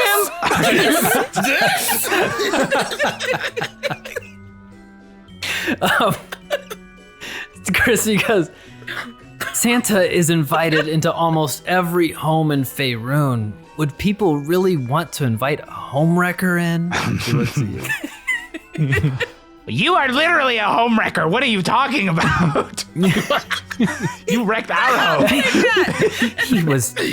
They were split before. He's dead. And finally, Karl, sweet Karl. Karl, you are 900 years old, but you can't stop thinking about this. And the snow globe whirls with energy and shows young Karl yelling at his parents, Santa and Mrs. Claus. You don't even remember what this argument was about, but you do remember one thing. The one thing you said that you've been replaying in your head for the past year. You hear young Karl yell, I wish you guys would just get a divorce. And young Karl stomps off out of sight. Is this all your fault, Karl? Did you put some kind of magical curse on your parents at that moment? Was their marriage ever the same? Do you hate your parents, Karl? And Karl, the stress and anxiety builds inside you and starts to bubble up in your stomach. Your stomach contracts involuntarily. I need you to make a Constitution saving throw to keep yourself from vomiting. I'm talking through it. Hold it in, brother. Add 5. Hold it in. You're feeling good. Add 5. Add 5. Yeah. Okay, it's a 9. He's gonna have to eat. Well, that small pill, that was a DC 13. It hasn't changed. The DC hasn't changed. No. And you vomit up, and that piece of coal comes out of your body and lands in front of you. And she looks at it. Gross. What is that? I don't know. And she goes, well, anyways, all of you would make terrible Santas. I think that's clear. I suppose I can imprison you in these globes, but then I'd have to worry about someone setting you free and you trying to get revenge again. Maybe I'll just kill you. I don't know. Decisions are hard. Wait, I have an idea. Yes, that's an awful idea. A wonderful, awful idea. And with one hand, she pushes you backwards, closer to the entrance of the workshop, near the center of this building. She pushes you back about 45 feet from the lump of coal. And she says, here's the game. My toy soldiers try to kill you. If you win, you get to be captured. If you lose, well, you'll be dead, so that's the game. And directly in front of you, 10 toy soldiers on either side of the room march in front. And then Chrissy snaps her fingers and they start to shift into each other, popping their arms and legs and placing them on the central body. Legs start to form and arms form, and soon 10 feet in front of you stand two 10-foot tall tin mechs with large fists, a red one with a large harpoon gun on its right fist, and a blue one with a large Gatling gun like on its shoulder, and all looks like toy-esque. And she says, oh, and one more thing, we don't want any faces to be melted off like last time. And she flicks her wrists, and the toy mechs take on this magical, like, frosted appearance. And she says, okay, go. And everybody, roll for initiative. Karl rolled 20 for initiative. Herman rolled 18. We're just always right by each other, me and Karl. Priscilla rolled 22. Hell yeah. 2. God. Kringle. Harkin rolled a 16. All right. Wow. I like that we did 16. We stepped 22, 20, Yeah. 18, and 16. Nice. Oh, man. You guys had some good rolls there. Okay. All right. And so you stand 45 feet from the stone, 55 feet from Chrissy, who is sitting back down in the candy cane throne with a big smile on her face, a smile that's almost seems too big for her face. And she's watching this, amused as her giant two beefy-looking robot mechs, these tin man mechs, one with a harpoon on an arm, the other with this Gatling gun on its shoulder, are faced in front of you, 10 feet in front of you. And Priscilla, it is your turn. Sweet. All right. I am going to. A question about they had like mech arms or something like that. What were the arms again? They've got a Gatling gun arm Gatling gun and a harpoon, arm, I think and a is what he said. harpoon gun. One Okay. has the harpoon. The red one has a harpoon. The blue one has this like big, almost like Nerf-looking rocket mech, like Gatling gun type thing on its shoulder. Okay, I'm going to use Step of the Wind Okay. and dash and do wings unfurled. So I'm gonna like wings out, and I'm gonna like basically come at them flying because they're large, right? Mm-hmm. Like how Yeah. high? Like 15 feet, 20 feet high. They're like 10 feet. 10 They're feet, 10 feet tall. high. Okay, so I'm gonna come at them like about that height. I'm going to try to attack the arm of the Gatling gun Okay. one. So I'm gonna do this one, Draconic Strike. That's 28. That hits. Okay, great. And that is 9 damage. 9 points of damage. Of what Damn. kind? Fire damage, please. Yes, fire Fire damage. damage. That fire damage hits it and like singes off of it's got this frost-looking layer that she had protected them from, even though they're made of metal. So good. That's one hit. Okay, great. I am going to try that again. Same thing. Okay, that is 21. That hits. Great. And that is 13 points of damage. Okay. Takes another hit. Okay. And then I'm going to use for my bonus, I'm going to do the aspect of the worm aura. So what do you guys think? Acid, cold, fire, lightning, or poison? Probably fire? Or no, cold maybe? I have no idea. This is to give us resistance, right? Yeah, so us I resistance. guess. So guessing if, at this fire point you maybe, or haven't cold? seen Yeah, we haven't seen at them this point do you haven't anything. seen Yeah. anybody do anything. all right. So you maybe wouldn't know. I'll hold Yeah. on to that one for now. Okay, I'm gonna actually use my bonus action then as a disengage action and like fly, but not back to my allies. I'm gonna fly closer to Prissy and the coal. Okay. Yeah. And so yeah, what is your movement speed's like 65? 65. Yes. So yes, And- you can easily make it to the coal if that's where you want to go. That's exactly where I want to go. Yeah, I also used dash, so I have double that movement. Oh yeah. So if I could grab the coal and then use the rest of my movement to take it back to Karl, that's what I want to do. So just to double check, you can use dash and you definitely can't take the dodge action to disengage and use that dash because your the step of the wind says you take the dash as your bonus action on your turn. You absolutely have the movement. You just simply can't. Disengage means specifically they can't opportunity attack. Okay, great. Let's do that. I want to. Let's just get to the coal this turn. Let's do that. Let's do that. For now.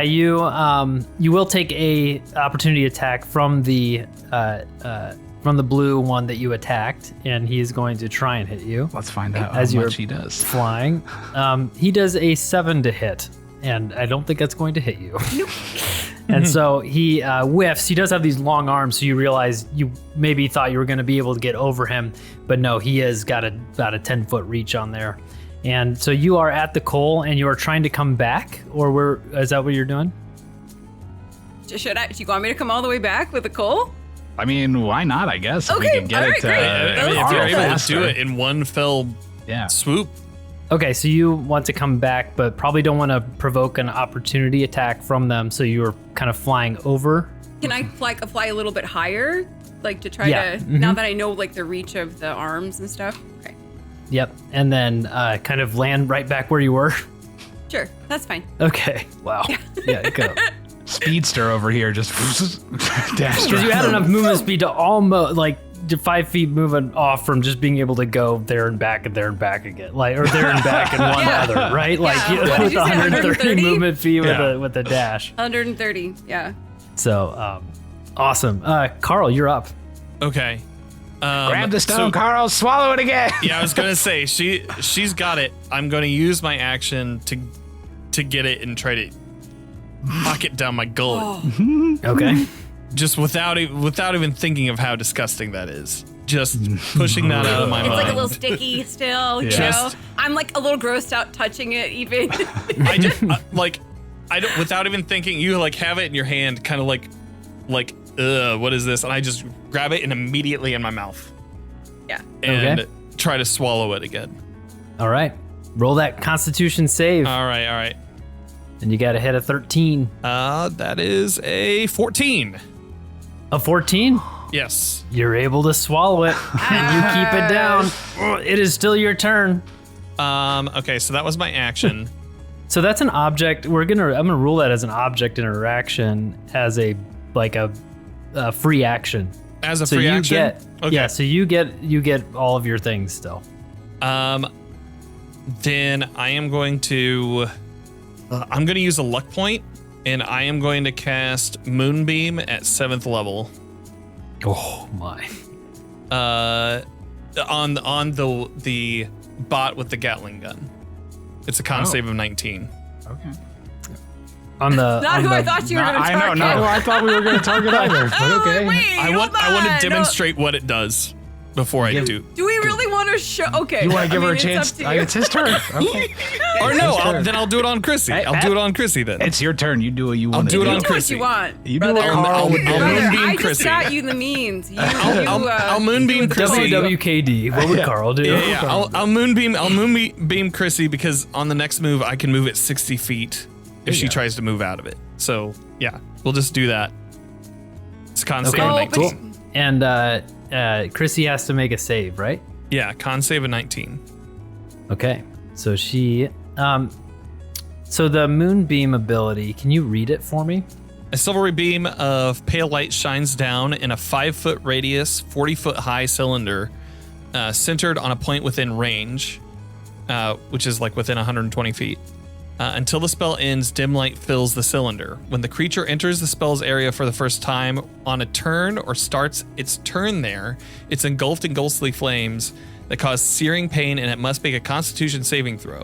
It takes 2d10 radiant damage on a failed save, or half as much damage on a successful one. But that's only if he's casting it at 2nd level, not 7th level. 7th level. 7th level would be 7 d10, right? Yeah. A shape changer makes its saving throw with disadvantage. If it fails, it also instantly reverts to its original form and can't assume a different form until it leaves the spell's light, which I'm assuming Chrissy might be. On each of your turns. And that's okay. I wanted you to read that part because Chrissy is going to make this saving throw with disadvantage. Okay. Told you I should have put on my glasses. I would have known. But yeah, on each of your turns, after you cast a spell, you can use an action to move the beam up to 60 feet in any direction. And with her con save, she does roll with a disadvantage of 23. So she saves on that. So she's going to take half of the damage. So go ahead and roll the damage. Okay. And this is halved? Yeah. That is 38. So she takes half of that I'm bad at math, guys. It's 19. 19. Yeah. Yep. 19. Okay. Yeah. So that beam of light shines down upon her, and she's just confused, looks up and takes that damage and just like what, and looks at you and like surprised. And No. anything else for your turn? I'm also wondering, like, because she has the Christmas spirit magic, like, is she weakened beyond that? Like, do I just weaken her spells on that, or no? It does a normal amount of damage. Gotcha, So nothing that does anything different there. Okay, cool. Just wanted to ask. I am then going to try to move behind one of the tables with a bunch of Chrissy dolls on it. Okay. Okay. So you back up, and the red toy soldier in front of you does reach out and try to hit you as you are not disengaging, and that is a 10 to hit.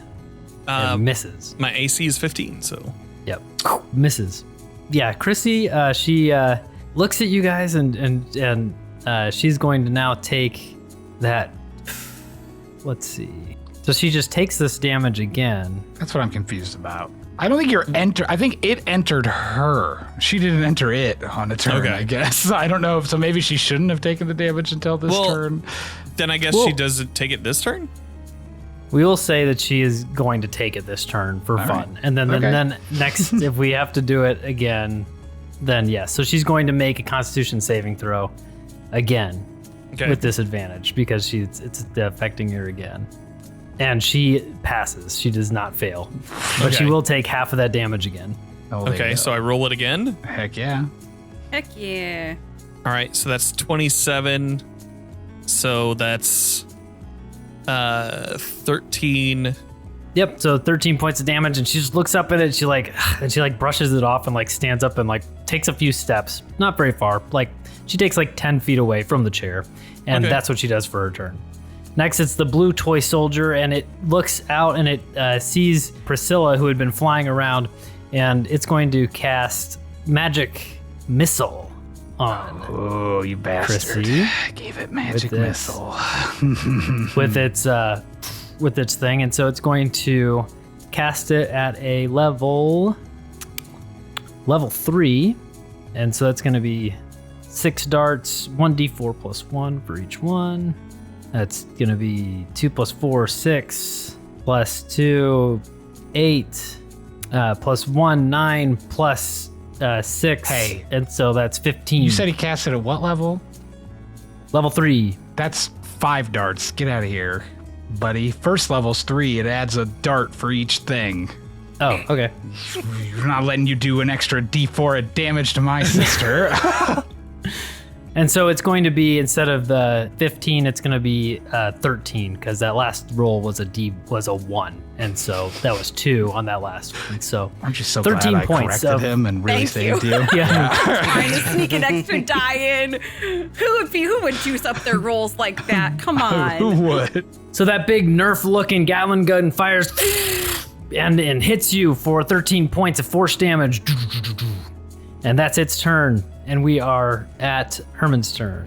Okay. Well, first things first, of course, slapping another do not touch sticker onto Tinny Tim over here so that people don't attack it with my bonus action.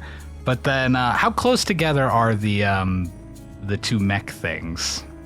10 feet away from each other. Great. I whip out a couple of cans of silly string and I just start spraying, going to town on the area around them. I cast web on the ground in front of them, which will, it's a 20-foot cube. Each creature that starts its turn in the webs or enters them during its turn must make a dexterity saving throw. And on a failed save, the creature is restrained as long as it remains in the webs or until it breaks good. free. So what was that, dexterity? Yeah, dexterity 18 dexterity throw for these guys. First one rolls an 11. Hell yeah. And the second one, the red one, rolls a 7.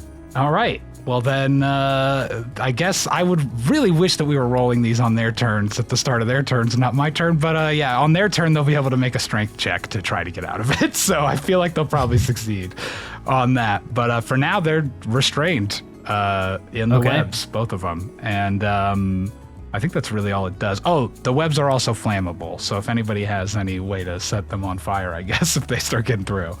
Yeah. Okay.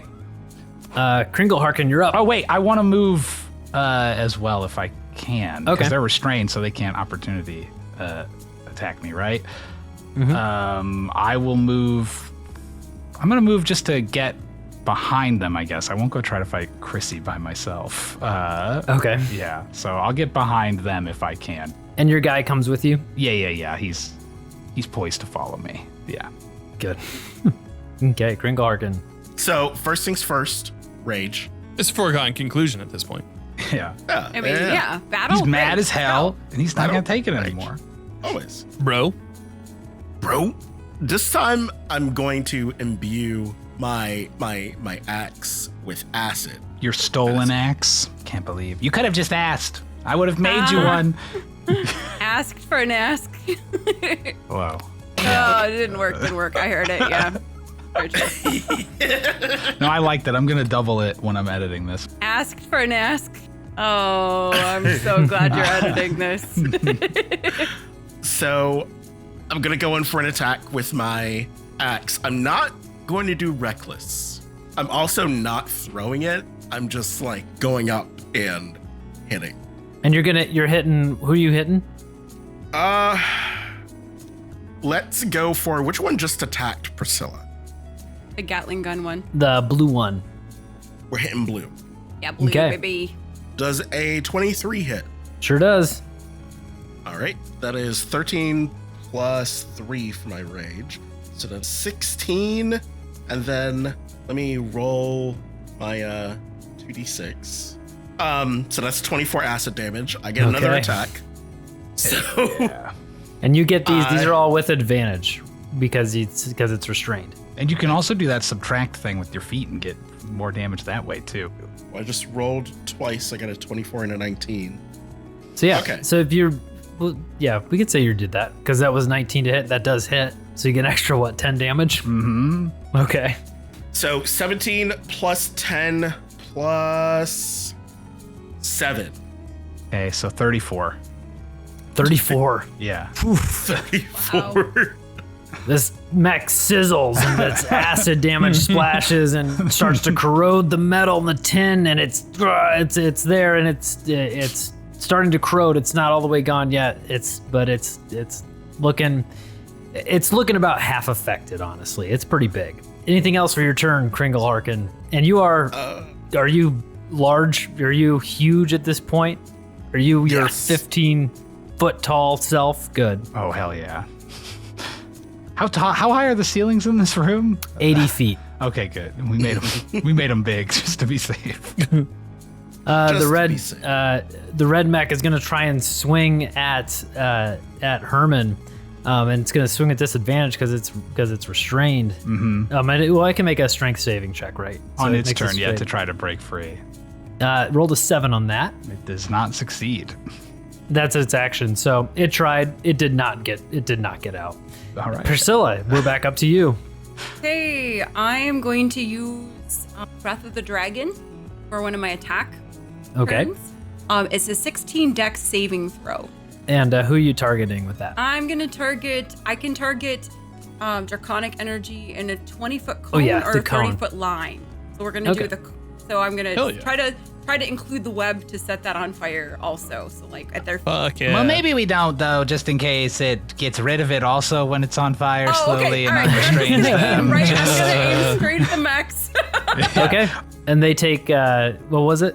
Acid damage. I'm gonna do acid breath. And It's they have to make dexterity, a dex saving DC 16. Which they got to be taking that with disadvantage, right? took They're a 12. restrained. Yeah, you're right. It got a 12 on one, so it's not doing it. Second one got a 2 on the first roll, so they both suck, and they're gonna take full damage from this. Hell yes. Okay, so it's 3d8. That's 15. Good. Okay. And what? Anything else for your turn? I'm gonna do it again. Hell Okay. yeah. You got 2 attacks. Do it. Good. Oh no, it says I can only replace one of my attacks with it, I think. You can replace one of your attacks. Okay, so I'm gonna just do a draconic strike. And that's 26 Yep, that sure hits. is 10. 10 damage. Priscilla, go. Priscilla, fuck him up. Let's Fuck go. him up. And that was on I did that on the blue one, the one that's Yeah, got a the bunch of blue one. acid on it. Okay, blue anything one. else? I'm good, actually. Okay, Karl, you're up. I am going to use my action to move the moonbeam over Chrissy again. She's like, what in the world? What Not is this? again. This. And what is this? What is the DC she has to make? It's a con of 19 With disadvantage since she's a shapeshifter, with disadvantage. apparently. Since, yeah. We don't know that, but seems to be the case. And she rolls a 17.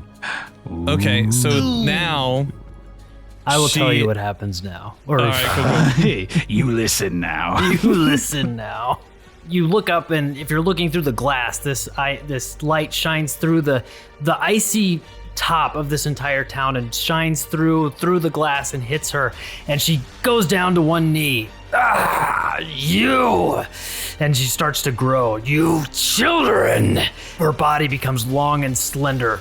Her arms and legs grow into massive, muscular legs with large claws. A tail whips behind her, and from her back grow 2 massive wings. She becomes covered in green scales, and between those scales are patches of long green hairs. Her face elongates, her green eyes become yellow. She opens her mouth, revealing hundreds of sharp white teeth, in between which large termite-like bugs squirm and crawl. She looks as cuddly as a cactus, as charming as an eel. She's nasty, damn it. wassy, and foul. Oh, wow. What stands before you is Chrissy, a massive green dragon. Oh my god, guys, Chrissy's a dragon?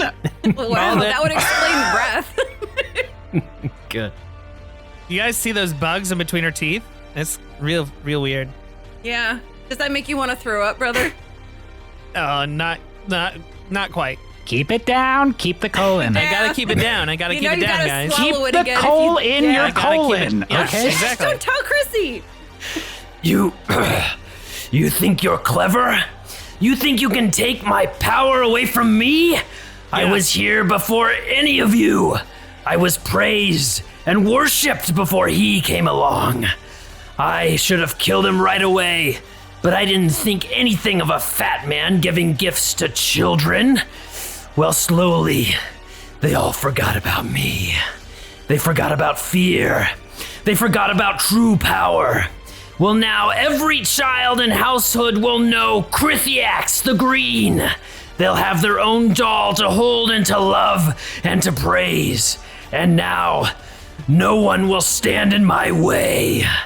And she stands before you, just this massive, massive green dragon. And Karl, that was your action, was moving that moonbeam. You now have a bonus action to use, if you would like. Okay. If I move, do I break concentration? No. No, concentration will only break if you are hit and you take damage, Okay. and you roll and fail a concentration saving spell or Okay. saving throw. You also lose concentration if you cast a different spell with concentration. Gotcha. I am going to move behind one of the tables with all the tiny little Christies. Okay, cool. So you do that, and that would be movement. Anything else? Any other bonus actions you like to do? Hey there, brother. I don't know, I got a feeling like maybe we're going to have to make some sort of save here soon. Maybe throw a bardic inspiration to somebody who's bad at yeah. saves. You know what? It's not like we haven't done this for a while. I'm gonna send this. I'll send a bardic inspiration. Let's give it to Kringle. Kringle. Here's some bardic bud. Bro? Here's some bardic bud. And I wink at him and I toss it his way. Can I smoke this, bro? You just flicked him some mistletoe and he's rolling it into a doobie? What's happening? I wouldn't smoke that. It's got okay, whatever. That ends my turn. Okay. Chrissy looks at all of you and is going to beat her wings. So she uses her wing attack. This is a legendary action that she has. Her wings go and they flap, and this big gust of wind hits you all. Actually, it doesn't hit you all because it has a range to it. She does move slightly over towards where she can hit Karl. And so she's going to do that wing attack, and you need to make a DC 19 dexterity saving throw. DC 19, heard. Yep. All right. Only Karl? Only Karl. Okay. 21. 21, so you save. That is good. Now it is her actual turn. And so what she does is she is kind of raises up and just roars at you all, and everyone needs to make a save as she uses her frightful presence. What kind of save? This is a wisdom saving throw. Woo! Woo, Herman. Nat 20 for... So Herman got a 21, and... Actually, I got a 22 because Warding Bond gives me an extra to my saves. No big deal. Nice. Kringle Harkin, what'd you get? I got a 14. 14. And Priscilla? 27, baby. Let's go. And then Karl? Karl caught an 11. Okay. Does anybody want to use any of their abilities? Are there things to increase their thing before I tell you if you saved or not? Can I use a luck point to roll? I think you can. Yeah. Additional D20? I want to use a flash of genius to add 5 to Kringle Harkin's roll. So he got a 14, right? So that's a 19 now. Okay, nice. Okay, cool. Thanks. And then your luck points. Do you know if you can use it after you know if you failed or saved? I can choose after I roll the die, but before the outcome is determined. So I use. And you didn't tell us the outcome yet. You asked us if we wanted to use the thing. Yeah, you asked depending us. on. So we don't know. Maybe 11 would have saved. I don't know. Maybe it would have. I re-rolled and I got a 14 now. So I'll just take. Okay, so you failed. Okay. Everybody else saves. Okay. And so you are frightened for 1 minute. Okay. And you can repeat the saving turn at the end of your turn, and you have disadvantage against any attacks, and attacks on you. Okay. Have advantage. Okay. Never mind. You just have disadvantage on ability checks and attack rolls. Okay. It doesn't have any advantage on you. And so it looks down at you, Karl, and Jesus. Chrissy takes her claw and whips it at you. It slices at you for a 19 to hit. And my AC's 15. That hits, and you will take 14 points of slashing damage. Jesus. Okay. It swipes again with another claw for 21 to hit, and that is 13 points of slashing damage. And then she reaches for you, opens her mouth, and you see those bugs crawling through her teeth, and she reaches out to bite you for a 13 to hit, and misses.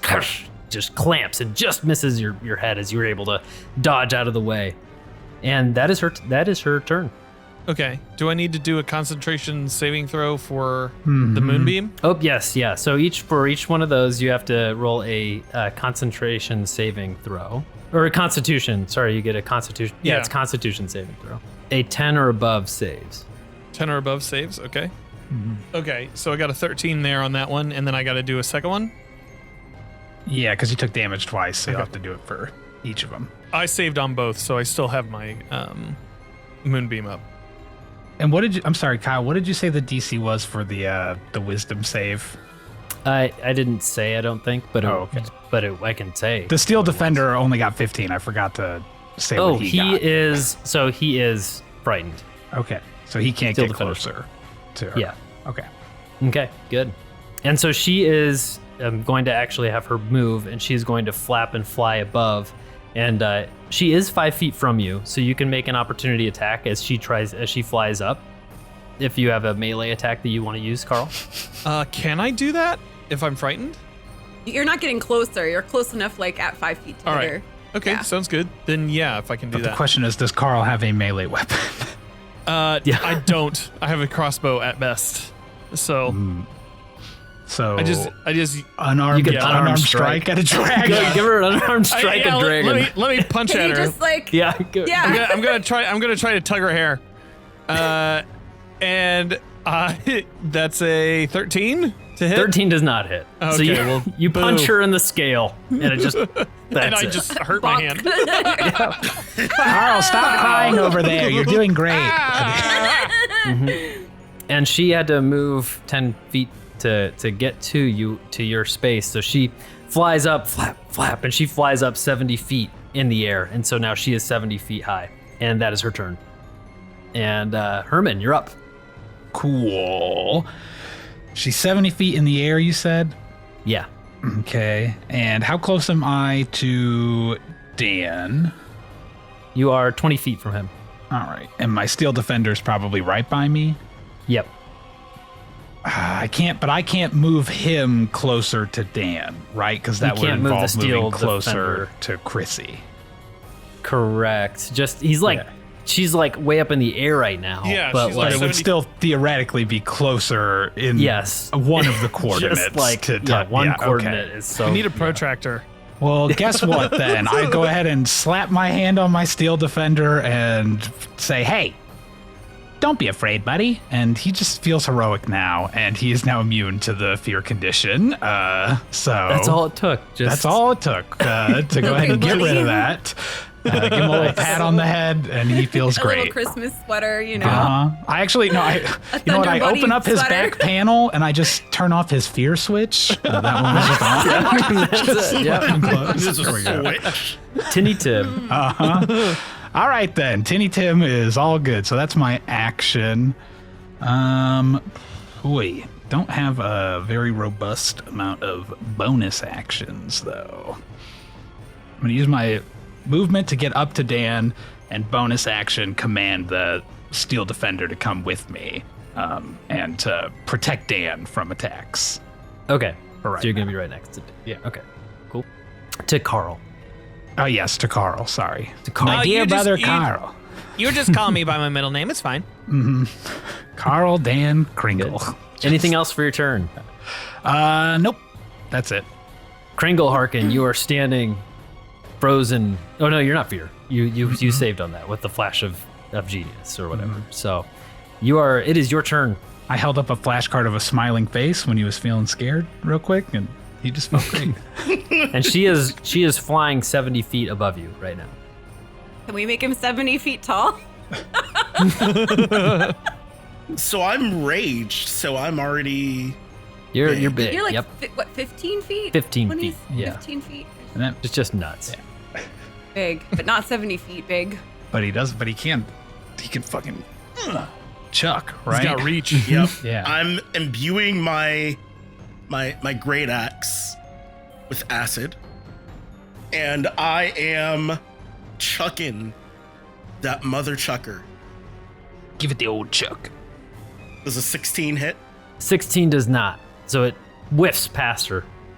Okay, it reappears in my hand, so I'm gonna throw again. Well, a 13 does not hit. Well, in that case, Were you wanting to recklessly attack? Can you recklessly attack with that? I can't remember. We have decided that. What if they watch the episode and they're like, well, actually, Well, you know what? actually. If they do that, they're banned forever. That's how it works. ban people from the podcast. No more listening for you. When you make a first attack on your turn, you can decide to attack recklessly. Doing so gives you advantage on melee attack rolls. So yes, okay. Yeah, it's just strictly melee. Ah, bummer. Chuck it a couple times, whiff and whiff. Anything else for your turn? I am going to position myself near Karl and Herman? Herman. Yeah. Okay. Too much mistletoe. You just have to remember that Hermie likes to make toys. It's written on his arm. To clarify this, because I don't think I have clarified it, when Chrissy was hit with the moonbeam, she lost the Christmas spirit energy, and as she did, a wave went out, and all of the toy soldiers collapsed. So the giant toy mech is collapsed. The mechs on the ground, they are done, and all the other toy soldiers down. She's lost the ability to have them. So Yeah, get wrecked, Chrissy. and No so, more Christmas spirit for you. Tinny looks at the fallen soldiers everywhere, and a tear kind of goes down his robotic face. Sees all this oil shed for no reason. Oil shed. So next around you, we have a lair action, and you look to the ground, and all of a sudden you see these grasping roots and garland really just like wraps around you. These vines erupt in this 20-foot radius, and so Priscilla, you are unaffected by this, but the other three are, as Chrissy has targeted you three in this area of difficult terrain, and so you all must make a strength saving throw. 21. 24. Or no, Karl, you got a 21? I got a 17. No, I got a 17. A 17. You save. All right, good. Woo! I got Herman got a 22. 22 saves, and Kringle Kringle Harkin. Harkin got a 24. Okay, you guys all save, and so those vines, they try to grasp you, and you're unable to find grasp on your bodies. You're able to rip your legs out of that garland that's growing up, and around you is now 20 feet of difficult terrain. So it'll take you it'll take double movement to get around 20 feet around you. Tinny Tim was too distracted by his fallen brethren, and he did get grabbed by the vines. Oh, poor guy. So he is restrained. Yeah. That is that. Next is Priscilla. You're up. Hey, I'm gonna cast. We're gonna do the poison resistance or the aspect of the worm. So that is 10 turns, 1 minute for 1 minute. However many seconds. So start counting that now. I think it's a bonus action, but I still get an action, right? Yes. If Yes? it's a bonus action. Yep. Okay, can you tell me like how big this space we're in is? Are we still inside of the Great Hall? Yeah, And so it's it's still inside huge, the right? workshop. Yeah, it's workshop? massive.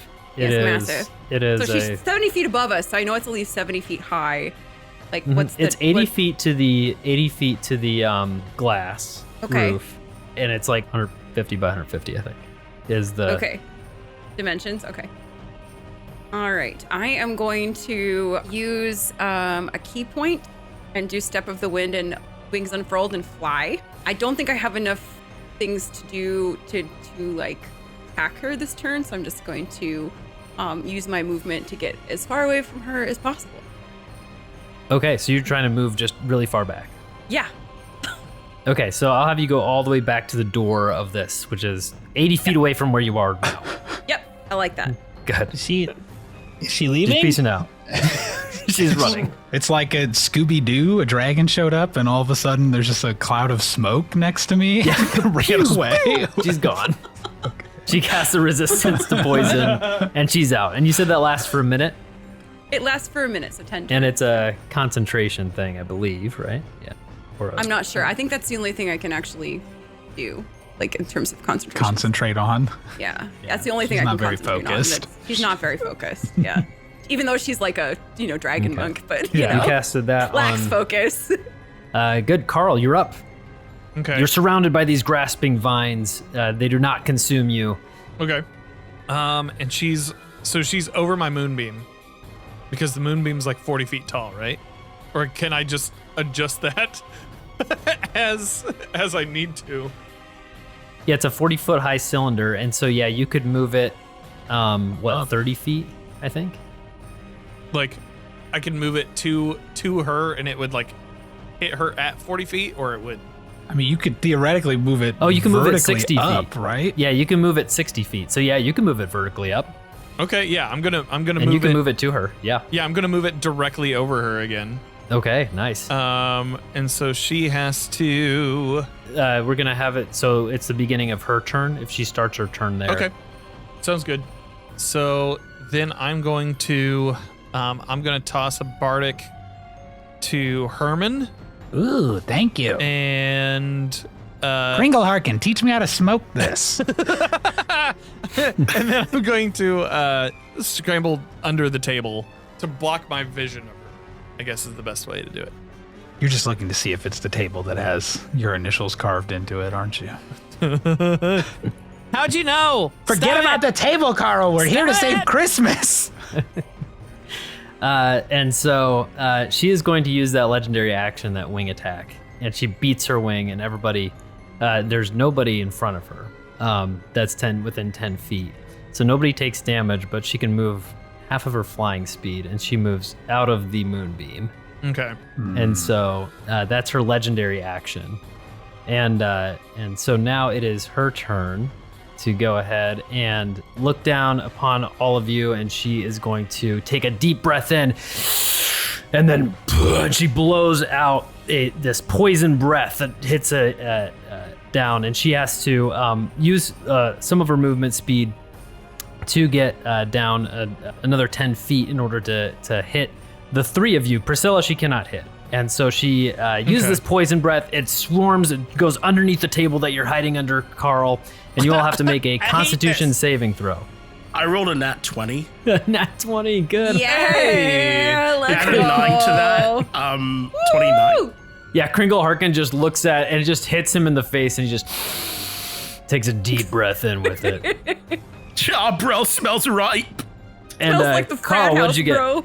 I got a 21. And Herman. I also got a 21, and the Steel Defender got a 23. Oh gosh. Okay, you all save, but you're all gonna take half damage on this poison damage. Is this what it And, smells like in dorm rooms? Kringle, I can put your shoes back on. Ugh. So you all take half of 49. 24, I guess we're rounding 24, down. yep. And then I'm only going 24. to take 12 because I'm already taking half damage. Okay. All right. But you take 24 points of poison damage. You know what's really cool? In D&D Beyond for the Steel Defender, there's no way to enter how much damage it took. You have to individually click every point of damage that it took. So I have to click 36 times. That's no way to get a sponsor. She is going to go up, and she's going to break through the glass barrier, and she's going to shatter it. And as you look up, these glass shards plummet down at you. Herman, you're going to have advantage, or Karl, you're going to have advantage to this because you're underneath a table. But everybody make a dexterity saving throw as these giant shards of glass from the entire roof of this workshop come down to you. I don't care for her, but I do admire that she broke the glass ceiling, I have to say. I mean, it's very forward thinking for, a lady, even if she is a dragon, I suppose. So with advantage, I roll again, or I roll two, right? Yeah. All right. And the Steel Defender just can't even make a save because he's restrained on the ground, right? Yeah. Yeah. Okay. So if you rolled a DC 20, then you succeed, and you will take half of this damage. If who succeeded? DC 20. Karl got 28. Nice. Herman got a 7. 18. 13. Yeah. Did not save that. Okay, that is 16 points of piercing damage as that glass hits you, and half for Karl. That's 8 points of damage for you, Karl. All right.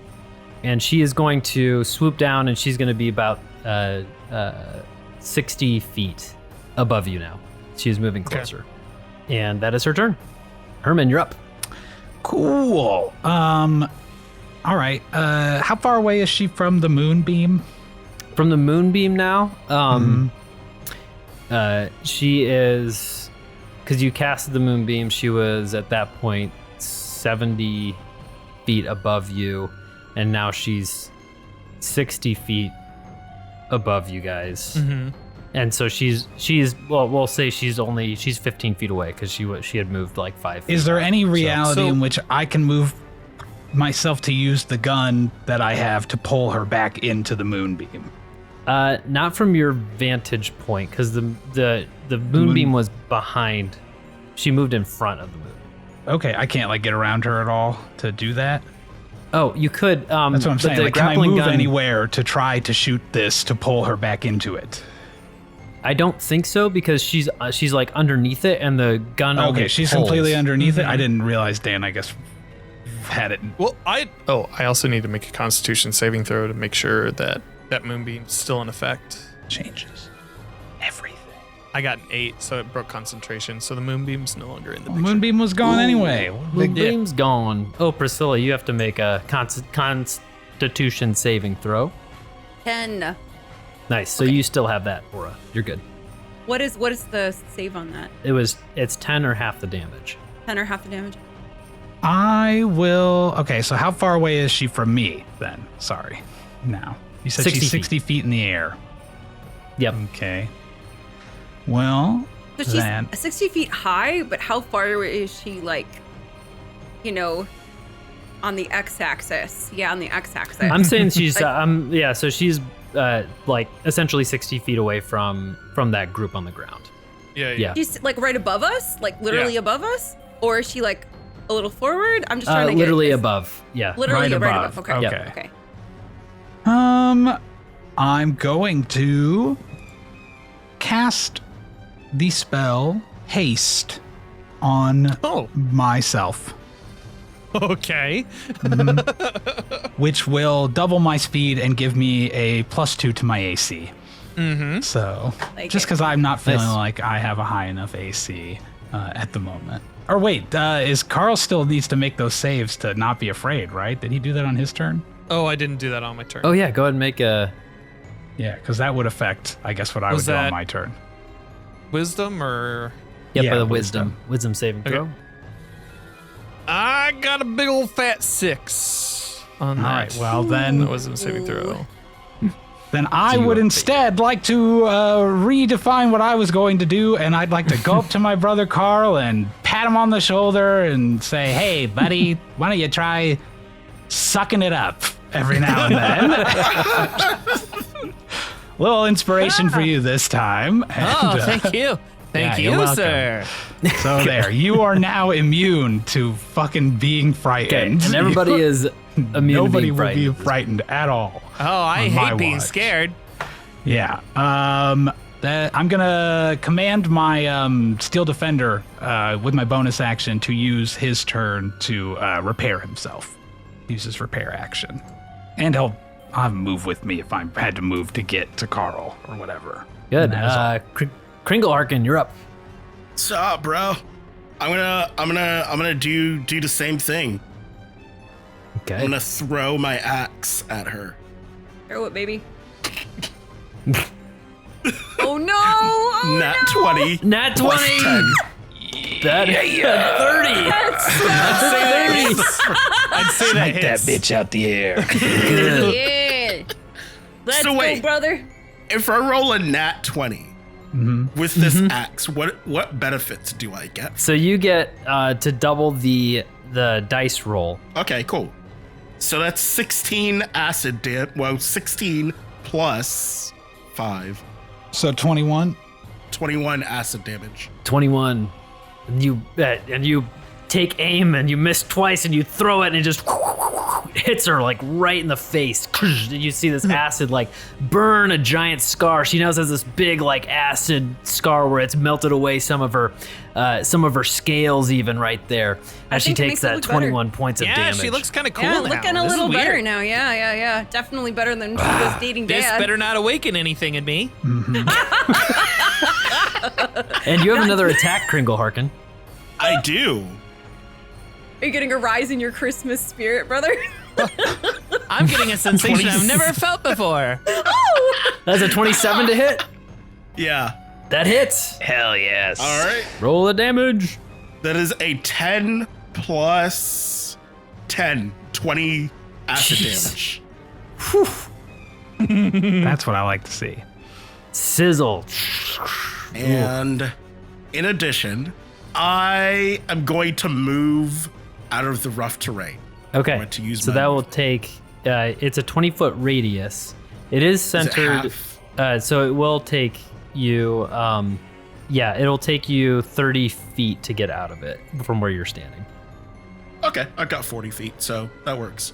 I'm going to come out of it and... So I guess you can choose now where you want to. Do you want to come out of it, still right under her, or kind of like away from her a little bit? You want to be still like pretty close to her? I'm gonna move a little bit further away. Gotcha. So I'm gonna move back. Okay. And You as are I'm moving out. back, I'm also going to say, I wonder if I can smoke this later, bro. As you're trudging through it. Good. She is going to. She's still 60 feet in the air, and so. Why don't you come down here and fight us? And she doesn't do anything, but she does look, and she goes. She swipes her head around and gets some of the acid out, and she looks down and she looks at you, Kringle Harkin, and she says, "Now, Kringle Harkin, you don't want to hit your own stepmother." And a magical fog billows around you. This is a layer action, and you must give me a wisdom saving throw. I'd like to flash of I have genius him as well. I do still have my, Bardic Inspiration. yeah, what does that do? That you can add that it's a D10 Yeah. Yeah, you add add it. 1d10. to your roll. Yeah, do it. Okay, Yeah. cool. And I am flash of Do it. geniusing you as well, no matter what. Like, don't listen to her. Plug your ears. So, I mean, do I really need it? Because I just rolled a 10, so I that's... already said I was doing it to be safe. I don't care. That's a 21 plus... Plus What did 5, you so give me? 26. 5? Yeah. 26. Yeah, 26. 26. What do you say to her? This is obviously to succeed on this. What do you say to her as she's like trying to seduce you a little bit? I would like to inhale some of the fog. Yeah. As you do.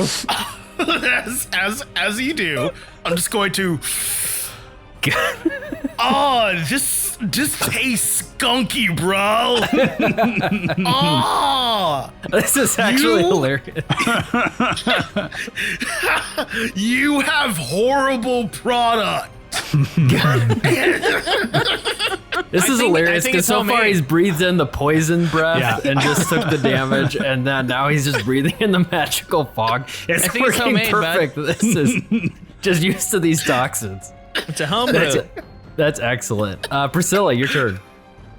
All right. So I'm going to go ahead and fly up. I want to be about. Let me see. I'm gonna try to get close to her within the 5 feet in the air and attack her. Okay. Hit her. So I'm gonna do a draconic strike, and that is a 13. To hit does not hit. Does not hit. Okay, I'm going to use my bonus action and do flurry of blows. I get 2 attacks per turn though, right? Per action. So I'm gonna attack again first before I do that. Okay. So let's do that. Okay, that one's a 29. 29 hits. Okay, and that is 11 points of damage. Gonna okay. Kick her and then- ass, sis. Then I'm literally flying in the air in front of her, 5 feet away. All right. All right. So then I'm going to do flurry of blows. So I get. Let's see. It says I'm using a key point to make 2 unarmed strikes as a bonus action. So, 1. That's not a very good one. 11 11 does not hit. does not hit. And then I'm gonna go again, and that is 13. 13 does not hit. Does not hit. Okay. Do I have any movement left to get away from her? I don't think so, because you were very far away. And so you got up. Okay. So you got up to her, and that's as much as your movement was able to do. Yeah. Okay, all right, that's fine. You're I'm right there. I'll stay, I guess. Okay. Karl, you're up. Okay. I am going to. Moonbeam's gone. I am going to cast. And actually, hold on, before you Okay. Before your turn, if you'll let me use a legendary action. No, I won't. Yeah, go ahead. You did fine. Yeah, no. If you just ask, no. I did ask. So go ahead. You can go. If you I'm standing for that. I asked and you said accommodate me. no. So go ahead. I'm gonna cast. Go I'm gonna ahead. cast animate objects. Oh, good. Nice. And I'm gonna cast it on the two big bots, and then I'm able to cast it to three objects in total. So 2 of the big bots, the one with the harpoon and the one with the Gatling gun, and then I'm also going to animate the table that is adjacent to me. I'm gonna hop Your on that table. and ride around the room. Good. That's my action. Are they large or medium bots? Those two are large. They're large. They're yeah. large? Okay. They get a +6 to hit and then 2d10 plus 2 damage. Okay. Whenever they got to roll. So I'm going to cast, for my bonus, I'm going to toss a Bardic to my sweet sis. Yes, thank you, brother. Yeah, you're welcome. And then that will be my turn. Okay. Chrissy is going to use a legendary action she's going to use a tail attack on Priscilla right next to her. And that is a 25 to hit. That hits. You're going to take 16 points of bludgeoning damage from that as her tail whips you in the sky. And then she is going to look down, take a deep breath in, see if her ability recharges. It does not. And this is her turn now. And so she is going to look at you, Priscilla, and she's going to say, You think you can fly? Let's see if you can fly with me. And she goes to grapple you. And so she is going to make a strength check, and you make a strength or dexterity check. 19. Oh, she did very bad. She rolled a 9. Oh, okay. So she tries to swipe at you and grab you, and she does not, and you just deftly move out of her way. And that's her turn. Herman, you're up. Sweet. Herman, I was wrong earlier, by the way. I forgot. I said the Steel Defender was going to move with me, but he was restrained, so there's no way he possibly could have. Oh, yeah, he's still restrained. I didn't ever He's have still him get restrained. out. But the good news is haste, as well as giving me that +2 AC, gives me an extra action on my turns. Yeah. Including one that can be an attack. So could I... Here's a question. With the gun, if he's restrained and I shoot him, can I just pull him to me? You take damage, though? You can. It doesn't do damage, it just pulls. Doesn't do damage? Then I would like to, I guess, try to do that to my Steel Defender. Let me look up his AC real quick. Yeah, I got him. So I'd like to swoop him real quick. Good. Toward me, and then one of my features that I have is really quickly when I hit a target with a magic weapon, I can choose to deliver 2d6 force damage or restore 2d6 hit points to a creature or object within 30 feet of the target.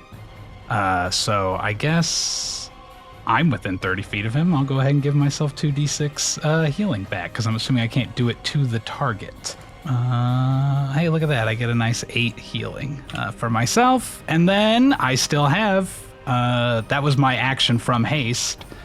So I still have my full turn left. So am I within 100 feet of Chrissy? You are. Great. I'm shooting her with the gun too. Okay. And pulling her down if I can. Does a 21 hit her? It does. It All does right. hit her. I'm yanking yeah. her 39 and a half feet toward me then, I guess. Good. When I do That it. hits and this grappling gun from Yukon hits her and Now remember, it's not just a grappling Pulls her. gun. I put a plunger on it instead of a normal That's right. grappling gun. That's right. And Exactly. pulls her, and she comes out of Priscilla's opportunity attack range, and so Priscilla, you can hit her as she's moving away. All right, that was a 19. 19 just hits. You're able to hit as she's moving Just away out of the hitting. range. And that is a cool 6 points of damage. Nice. Woo! Woo. You make a dent in one of her scales. And so now she's 20 feet above. That gun uses to pull her 39 and a half feet, and then she is, she's not grappled at this point. It kind of like retracts back into your gun. Great. I'm taking another shot with it at her then. Nice. How many times can you shoot it? You just want to have him make him the noise again, right? Yeah. It's so good. That's exactly it. It was a really good noise. When I take the attack action, noise. normally I get 2 per turn, but haste gives me an additional attack as well. So Okay, I've got cool. 3 that I can take per turn right Nice. now. I'm gonna shoot it at her again just to try to get her all the way down here. I've had enough of her bullshit. Unfortunately, I'm not going to hit with this one because that is a 16. Yeah. Nope. It just doesn't wouldn't quite be get the prudent. suction, on her body and just comes off. Unfortunately. That's Herman, fine you then. didn't get the suction. I know I forgot to lick it when I pulled it back, so it would be extra you gotta suction. remember to lick it. You Yeah. gotta lick it twice. Then with my bonus action, now I will command my Steel Defender to get up on his turn. Was he prone? Because he got knocked down and then he got grabbed by the thing.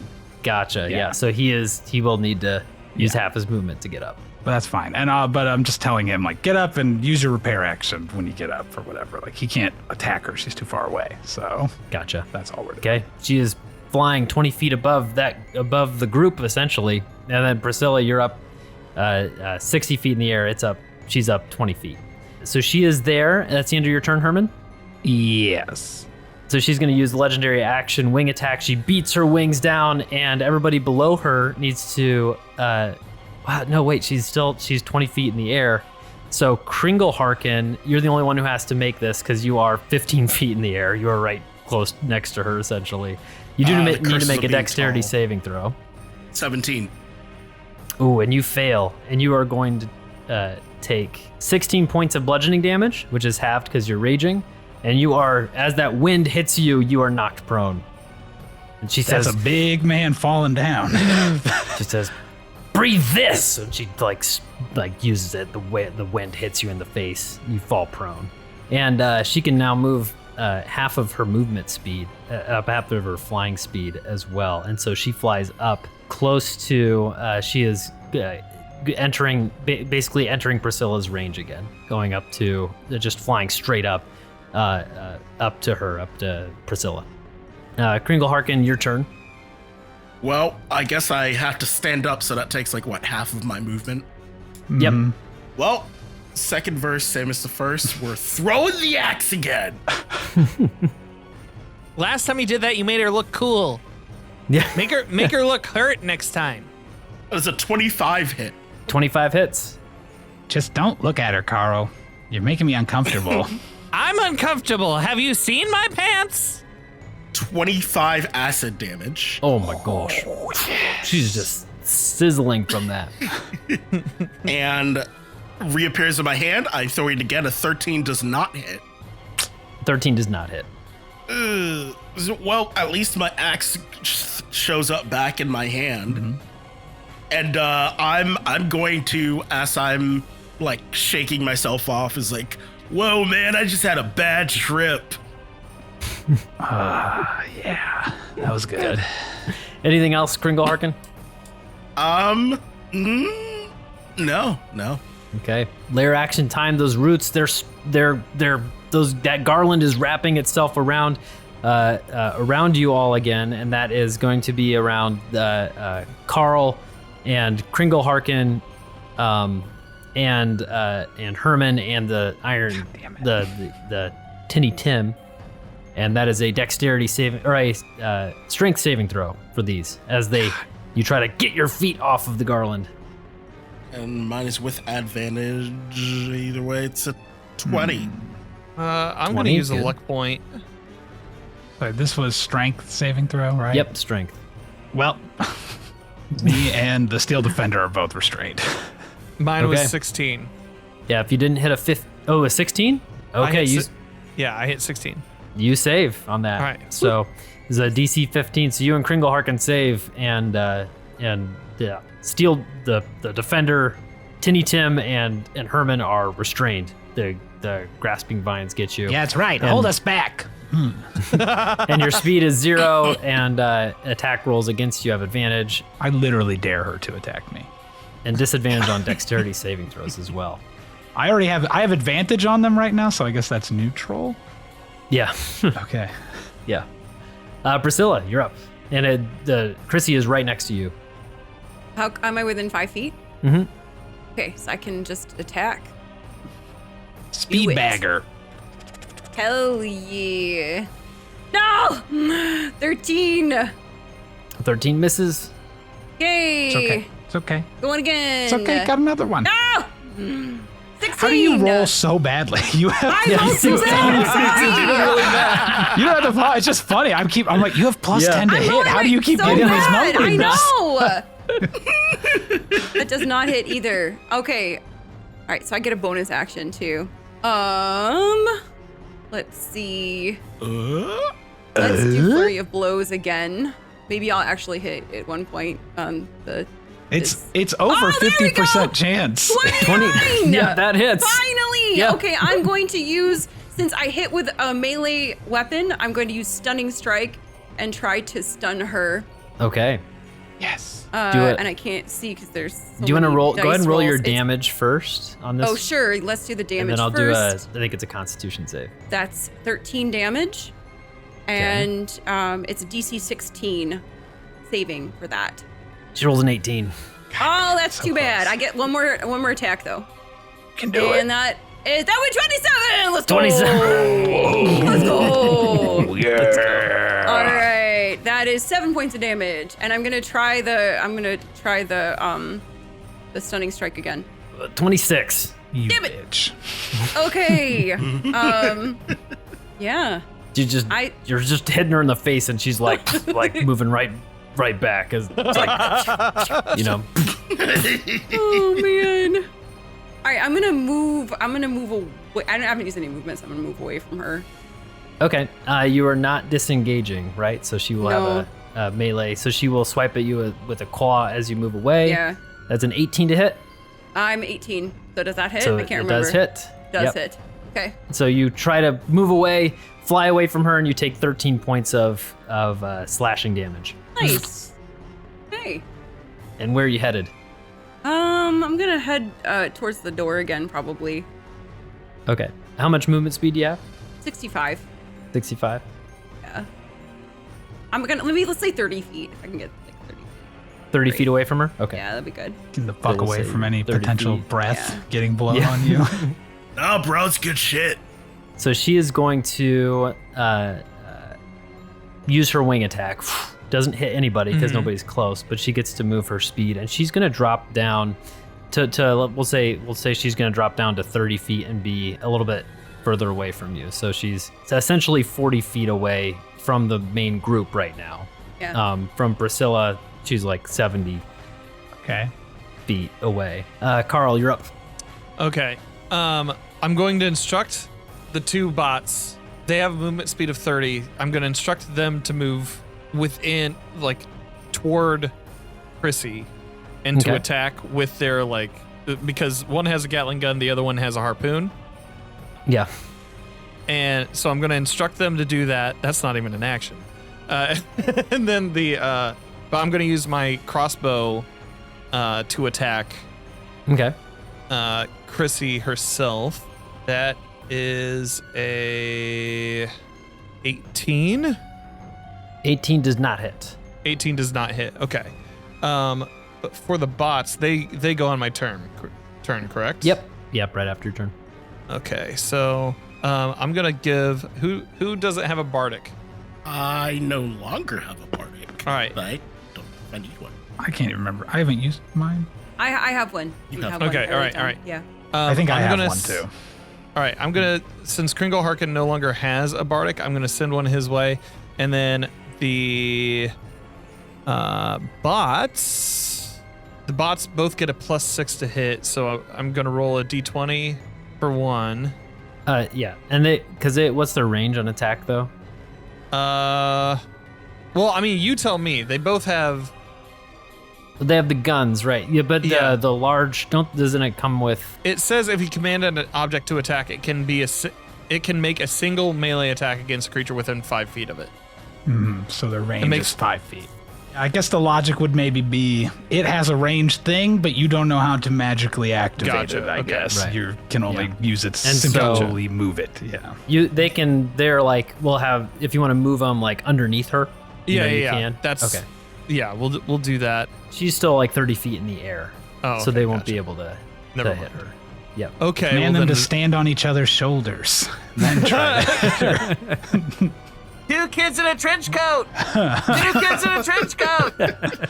just I do got that, fooled but by some elves on that one once. Accidentally let them into a PG one movie. tries to jump on to the other one, but it's got like rigid movement and it can't quite make it up. It just looks kind of weird. And I'm like, that was a waste of a spell slot. And then I moved. I'm still riding my table, mind you, and Good. and I moved What back type to of Herman. fever dream? I moved back to Herman. Okay, so you are next to Herman, Yes. riding on your table. Yes. Got it. And now these toy defenders are underneath her. Trying to She stack is up. going to take a deep breath in and not get her ability back. Sucks to suck. Yes, it does. Does she have like some sort of breathing problem? Like she, she is going to look at you, Karl, and she's going to use her movement speed to come up, and she's going to rush up on you and try to grapple you. And so this is going to be her strength versus your strength or dexterity check. okay, dex check. It was a 9. 9. Okay, you fail. She is able to grapple you, and she grabs you with her claws, and she is going to fly up. And so she is in the range of Steel Defender and Herman, and so you guys can make opportunity attacks against her as she is going to take Karl into the air. Hell yeah.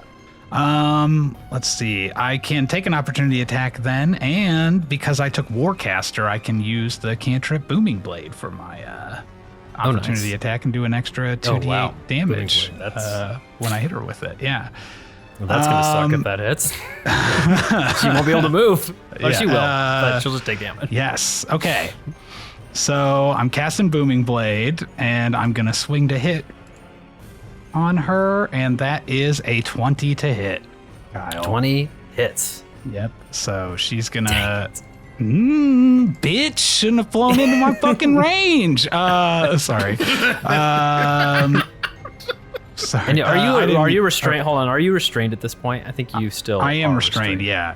So you have a disadvantage on that. Disadvantage on attack rolls. Yeah, because you have Okay. your attack rolls have disadvantage. So go ahead. That's fine because you know what I have is a bardic inspiration die that's gonna make this fucking hit right now. Come on. Because you roll a 14 right now. Yes! 14 plus 8, 22. She gets hit, baby, no matter what. Okay. What's that damage? Yeah, so I'm just verifying what all Booming Blade does. The weapon attack, normal effect, and then so normal damage on this. She takes 14 radiant damage. Oof. Yeah, from my lightsaber Sunblade sword. And, Finally. yes. And then, yeah, she is covered in, she is sheathed in booming energy until the start of my next turn. And if the target willingly moves 5 feet or more, then the target will take 2d8 thunder damage. Okay, go ahead and roll 2d8 thunder damage. I'd because love she is to. going to ignore it and keep flying. All right. That's fine. Well, she's going to take 14 thunder damage. Yeah. Whoa, as that booming energy tries to contain her and she breaks through it and she takes additional 14 damage and she flies up and she is going to use the rest of her movement speed with Karl in hand. She's able to take him wherever because she is more than like 2 sizes larger than him and takes him up 50 feet. So he's 50 feet in the air. You are grappled by her. And that is her turn. Herman, you're up. She is 50 feet away from me in the air right now. Well, let's shoot her once with the gun, first of all. How's that sound? To try to pull her 39 and a half feet in. That's 29 to hit. That does hit. Excellent. I'm also going to go ahead and heal Karl with that hit using that ability, the Arcane Jolt. So I'm going to give him 2d6 healing as part of that. So it's only 5, but hey, a little extra healing for you. And now she's within... Now she's... 10 and a half feet. Yeah, 10 and a half feet. Oh, that's so annoying. All right, 10 and a half feet. Well, I'm going to use my remaining action to cast Thorn Whip at her. Okay. So I'm going to whip out my string of Christmas lights and throw them at her, my broken, shattered Christmas lights. For 25 to hit. That hits. And that will allow me to pull her 10 feet. Oh, wait, no, that's only large or smaller creatures. I forgot. Yeah, she's gargantuan. So I would not have done that if I had read carefully, but what are you going to do? So You're just that's trying to 11, get off the circulation. 11 to her, points of leg damage? or something. yeah, 11 damage to her. Damn it. I think that's really all I can do now, other than I guess I'll tell my Steel Defender, I'll command him to... Can he try to, cut me out? Can he attack the vines around me? Yes, he can. Yeah, so then on his turn, I want him to do that, and obviously that's... Okay. So The he next makes turn. an attack roll against the vines. Okay. An attack roll against the vines, which will be... 1 second. 22 to hit the vines. Yes, that will hit. 1d8 plus 5 force damage to them, so 12 damage to the vines around me. Okay. He does 12 damage, and it's almost enough damage. It is damn it. close. He Of said 12 course. points of damage, yeah. Yeah. Okay. Anything else for your turn? Nope. She is going to use a wing attack, and she is 10 and a half feet That's not away 10 from feet. you guys. Yep. And it's not 10 feet. So she's going to use that ability, and it's not going to hit anybody because you guys aren't close enough. And she is going to rise up 40 feet in the air. And so now she is back 50 feet up. 50 and a half feet. Yeah. I was gonna say 50 and a half. She was at 10 and a half feet up before, so... Yes. I So really 50 and a wanted half to feet say up. So she's 50 and a half feet up. Yeah. And that is her legendary action. Kringle Harkin. All right. I'm known for 2 things. Inhaling smoke and throwing axes. And I'm all out of smoke. Does a 27 hit? It does. That is so that's 17 Big plus damage always on this. I love it. 4, 17, 18, 19, See, I've done 0. 21 damage. I'm gonna Nice. roll again. Excellent. I rolled a nat 1. Ooh. Oh no. And that one hits. Does not hit. He takes damage as he tries Yeah, to you attack take her. damage. Yeah. I throw out my arm. And then the axe, and then his arm gets Yeah. dislocated. you catch it. Oh, my Catch shoulder. it with the wrong side. Ow! So she took 21 points of acid damage. Sizzling. Incredible. Our wings She is- melted yet? Get this bitch back on the ground. She's getting melted. She is. Yeah, those barbarian axes hit pretty hard on her. And anything else for your turn, Kringle Harkin? You have the ability to pull people, don't you? Is that a bonus action? Oh yeah, I was gonna ask you if you could Yeah. pull my Steel Defender out of this stuff, or me, Yeah, okay, yeah, that makes sense. I do have Mighty Impel. So let me pull Herman out of the thing. Well, actually, yeah, because you can pull out your Steel Defender. Yeah. So I'm gonna pull you out of it and actually move you next to me. Oh, thank you. I don't know Ciao, where we're bro. at though. I'm having a hard time visualizing We're a the workshop. little outside of her rough terrain. Okay. So this should prevent further ravage. Gotcha. Good. I think that should be it. You're gonna have to grapple your own Steel Defender out of there. That's okay. I can live with that. All right. Okay. She looks at you. So she did the vine attack, didn't she, last time again? Yeah, that sounds right. Anyways, she's gonna do Yes. something different. Okay. you guys are standing next to each other, and the wall of this garland erupts beneath you, 60 feet long, 10 feet high, and 5 feet thick. And and each creature in its area must make a DC blank dexterity saving throw. So go ahead and make a dexterity saving throw as this wall of garland erupts beneath you. That's a 20. Sorry, I have advantage and I rolled a 3 and a 4. That's just like, You're lucky, man. How about your defender? Is he there too? How far does He's not there yet. Oh, he's not there He yet. hasn't been That's pulled right. yet. So he's not there. Yeah, it's not. And the wall is going to be going like horizontal through this area, so it's not, aimed like that. So you are going to take 20 points of piercing damage as these garlands spike into you, and it's going to push you 5 feet out of the wall space on whichever the side of the wall that you want to be. And so if you want to be on one side of the wall is the area that your steel defender is, and the other side is like Pat, the other as side. long I want to be on whatever side Chrissy's on in the Steel Defender. So yeah. Okay, so that's on that side. So And you hey, are you know what's pretty dope? I literally can't fail the concentration saving throw right now because I have +10 to my Constitution saving throw. nice. Unless you take a lot of damage. Yes, unless I take a lot, but I take half damage to everything too. So Do I you'd take have half to do his damage? Or? a lot. Oh yeah, you would have taken half damage too to that Kringle Harkin because it was piercing damage.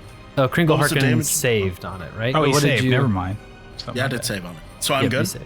Would he not take half damage from the? I didn't Dang think so. Oh, I it mean, does say half as much. So you usually do take does. 10, you take 5 then. So take 5 points of piercing for- damage. Once again, helping him. Yeah, I didn't think that the Oh, savings no, you're are fine. like I that. Just also had the same question. Priscilla, you're up. Okay, how far away are we talking? So Chrissy is 50 feet in the air, and you are about that range too, about 30 feet from her. 30 feet. Okay, I am going to, sorry. I've got a lot of things on my list. Oh my God. I'm going to do Breath of the Dragon because I can do that in Okay. a 30-foot line, 5 foot wide. Cool. And I'm going to do that with cold damage. That's DC 16 saving throw For dexterity, for dexterity. Yep. nat 20. Ooh, Natural okay, so you 20. take half damage on a success, and that is 5 points of damage. We'll take it. We'll take it. I'll take it. It's damage, Cold singes. All right, and then I'm going to get close enough to attack her again. Regular attack. That should hit. That's a 29. 29 hits. I'm gonna do the damage on that, and that is 12 points of damage. Okay. I'm gonna use a key point and try to do stunning strike. That probably won't work. Okay. Will. Constitution It will. 16. It will 17. work. That was Damn it. close. Are you So fucking close. kidding me? Okay. God, I let's wish we had see, I Bane or did- something. I did attack, and I still get a bonus action, so I'm gonna do flurry of blows. And so I'm gonna take 2 more attacks, Okay. and that is 26. 26. That hits. That is 10 points of damage for the first one, Oof. and then the next attack is 20, 20 hits. Okay, Oh, you're and- hitting now. and that You are is hitting 6 now. points of damage. Hell yeah. Okay, she is looking bad. You have just beat into her, just whap, whap, whap, whap, whap, and she is like taking all of this damage. She has acid damage, cold damage. She is looking really, really rough. This dragon. Can I try stunning strike one more time because I hit on that last one? Yes, you can. A 16 Constitution again. Roll a 23. Okay, unfortunate. Gotta try though. Gotta try. Gotta do it. Gotta try. Okay, Karl, you're up. Okay, so I'm still grappled by Chrissy, right? Flying around. Yes. Yep, you're Yes. grappled. I'm going to use Chill Touch Okay. on Chrissy. And that is Back and snoot.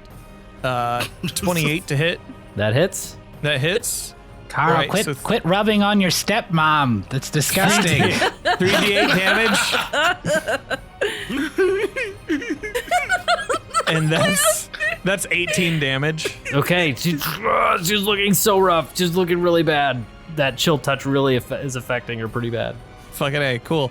I don't have any more bardic to hand out, and I can't move. I just want to close my eyes. I just want to fall asleep because I miss you, baby. I don't want to miss a thing.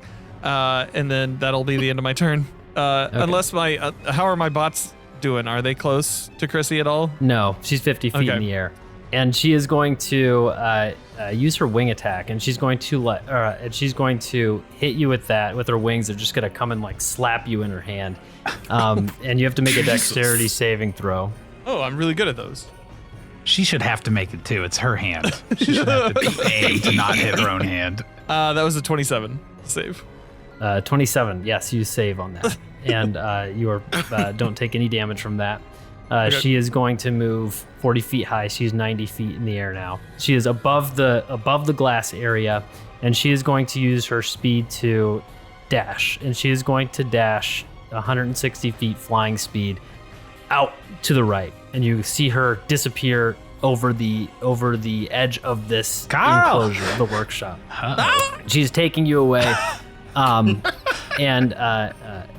goes up, and she is essentially she is gone out of sight. Karl, you see as she is flying, she is taking you over the big lake that's in the North Pole. Oh, you better not drop me. I don't know how to swim. Oh, you better not drop me. I don't know how to swim. And then I wink. Yeah, so she can end a grapple. That's just got to be a free action to just end a grapple, right? Oh no! That's free, I think. Yeah.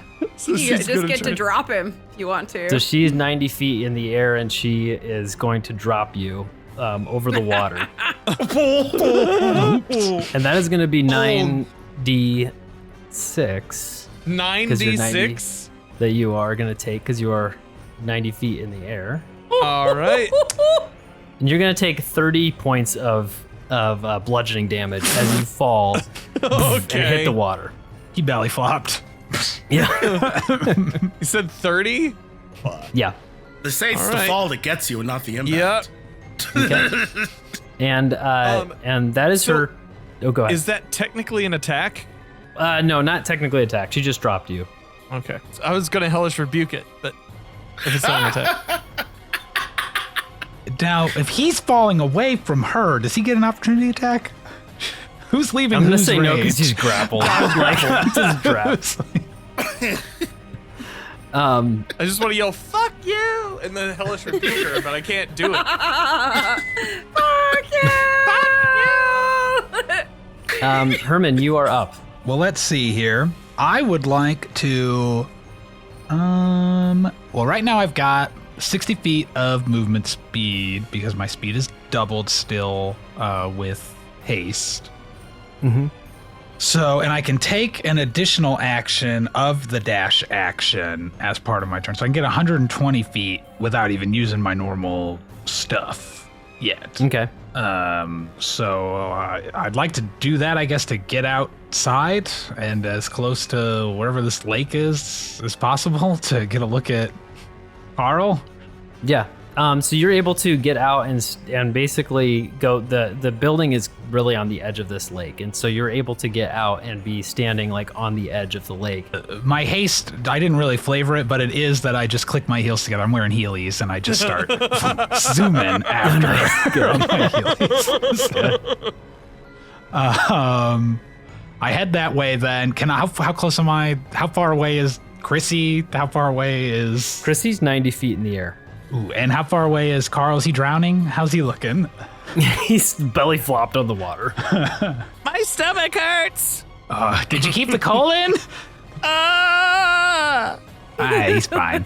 I'm not gonna let her just get away, I guess. So I'm gonna try to fucking reel her in with this Okay.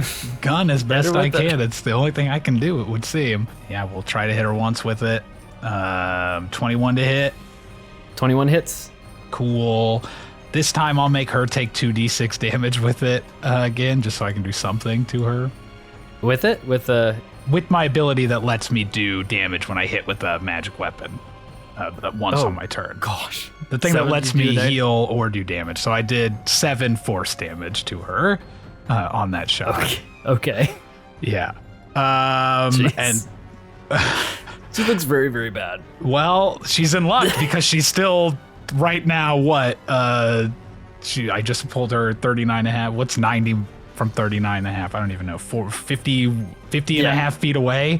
So it's not like I can. 50 and a half. Yep. Yeah, 50 and a half feet. I'll pull her. I'll try to shoot her again just to pull her closer, I guess, just to stop her from getting away. And hey, that'll hit again. So that's 24 to hit, but this time I can't do any damage with it. I just. Okay, the plunger hits, and she just pulled and she's trying to flap away, and she can't. So she's 10 feet away from you now. Yeah, well, technically, I think she's 10 and a half feet. Or, 11 feet away. 10 I and think. 3/4. 11 I've feet. moved Yep, her. 11 feet. Yeah, 10 and 1/8. 11 feet away, baby. Technically, let's get out the and- ruler. I'm gonna, with my bonus action, I'm commanding my Steel Defender to try to get out of his thing. Okay. And that's that. What does he have to do to break out of the It's a another strength still? Sorry, it's a dexterity. It's a dexterity saving. Ooh, that's My bad. that's much better for me. Then he's definitely gonna be out. Then he got a 24 on his dexterity saving throw. Okay, he's out. Cool. Well, then just having him slowly, I guess, he's got 40 feet of movement speed, so he's just headed this way on his turn. Okay. Yeah. Got it. Good. That's your turn.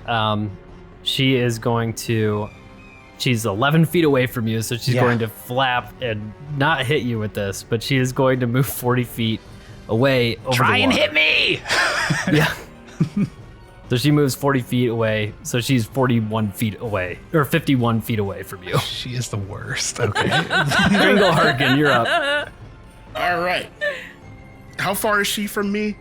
Probably. Very far, right? Yeah, she's. So gone. it's 80 feet to the water. Well, are they still in the building? We're I'm yeah, still- we're Yeah, you're still in the building. So Yeah. 80 feet from where you are to the water. Then how far? She's like over the water, additional 40 feet. An additional 50. 51 50. feet. 51 feet. Jesus. Okay. She's 131 feet away. All I can really do is just move towards you. You dash your ass out here then, buddy. Let's bring the fight out here.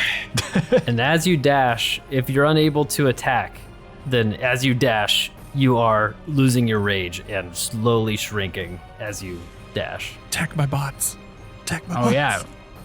Attack my bots. Okay. Yeah. I'm going to. Well, if Can he's I- dashing, he can't attack. But then just don't Well, dash. I'm going to use my bonus action to do Charger. Oh, there we go. Hell yeah. Charger comes in handy. Oh no. And I'm going to barrel through his bots. Nice. There we go. That works. That works. They're just into. There's They're no still trying defense. to climb. They're still trying to climb on one another. That was the last imperative. They that I turn gave around. them. We did it, Father. Are you proud of? Yeah. So let's see. When I use a dash action, I can use a bonus action to make a melee weapon attack or shove a creature. So I didn't have Karl make a Constitution saving throw when he took the 30 points of damage, but Okay. The- do you want me the- to do that now? the DC on that would be 15 on this Constitution saving throw because I was half. Oh, we got it. It's like an 18. Okay. Hell yeah. Good. Yeah. So the bots So are yeah, still you there. can. You don't have to roll damage for these bots if you don't want. You can just barrel through them and have them take some damage. I mean, to just establish dominance, I want to Okay. roll Good. damage. Good. Fucking juggernaut is Yeah. here, everybody. Is it? I'm guessing it's unarmed if I just tackle them. Sure. Yeah. Do I need to roll to hit? I'm gonna say you just hit because they're just standing there and you barrel through them. Oh, I just hit them for 6. Okay. Perfect. All Just right. break Note to through self: part of their- insert bowling pin falling over sound here. And you, what's your dash speed then? So what is the difference between dash and walk? That'd be double your walking speed when you take the dash. Oh, so then it is 80. Okay, so you get up to the water. Okay. I use my movement. I use my bonus. And the dash is your action. Oh, the dash is my action. Dash Yeah. is your action. For the layer action, Chrissy flapping her wings 51 feet away from the shore, 30 feet from Karl's, 20 feet from the shore. Okay. And so that's a difference of like 30 feet. She is going to just say to Karl, she's going to say, "Let me save you." And that magical fog is going to billow around you while you're floating in the water. Around Go me? ahead and make for Karl. And go ahead and make a, Am I wisdom. within eyesight of this? I think it's a wisdom. Yeah, you're within eyesight of it, yeah. A wisdom saving throw. All right. Yep, hold on. wisdom saving throw. Hold on. I'm Don't gonna use a luck smoke point. it. Has a bad aftertaste. I've got like 1 luck point left. Do it. Good idea. Jesus Christ. I take the previous one. What'd you roll? I rolled a nat 1 plus 1 for 2. What? Well, you had a luck point, right?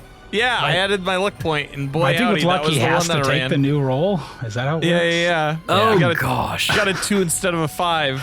Woohoo! So you are charmed. You are charmed by the dragon at this point. Okay. Until the next layer action. Well, I hope you You are guys kill charmed. her because And so that worked. As she said, "Let me save No you." use. What does Karl say to that? I like your scar. He always had a weird Oedipal thing to begin with, and I think the stepmom's just giving him permission, and I don't care for it. Priscilla, you're. So she is still 131 feet away. From you, yes. Yep. Okay, great. Well, And I'm going to use a key point and do Step of the Wind. So now I have 130 feet of flying Okay. movement. How appropriate. Convenient. And wow, amazing! I only have to get within 5 feet of her to attack her. So let's use what is She that? thought she could run. 100 and Fucking Superman up on her and beat the shit out of her. 126 feet of my movement, flying movement, to get up in her face, and we're gonna try. Okay, you get up in her face and you stare at her, this dragon that has been beaten and dead, and she looks like she has about 4 points of hit points left, is what she looks like. Let's see what you can do. Well, let's try to attack her. Miss every single attack. Miss every I single know, time. 15 15 misses. misses. I'm trying again. No. Oh no, that's a 12. 12 misses. But you get, or wait.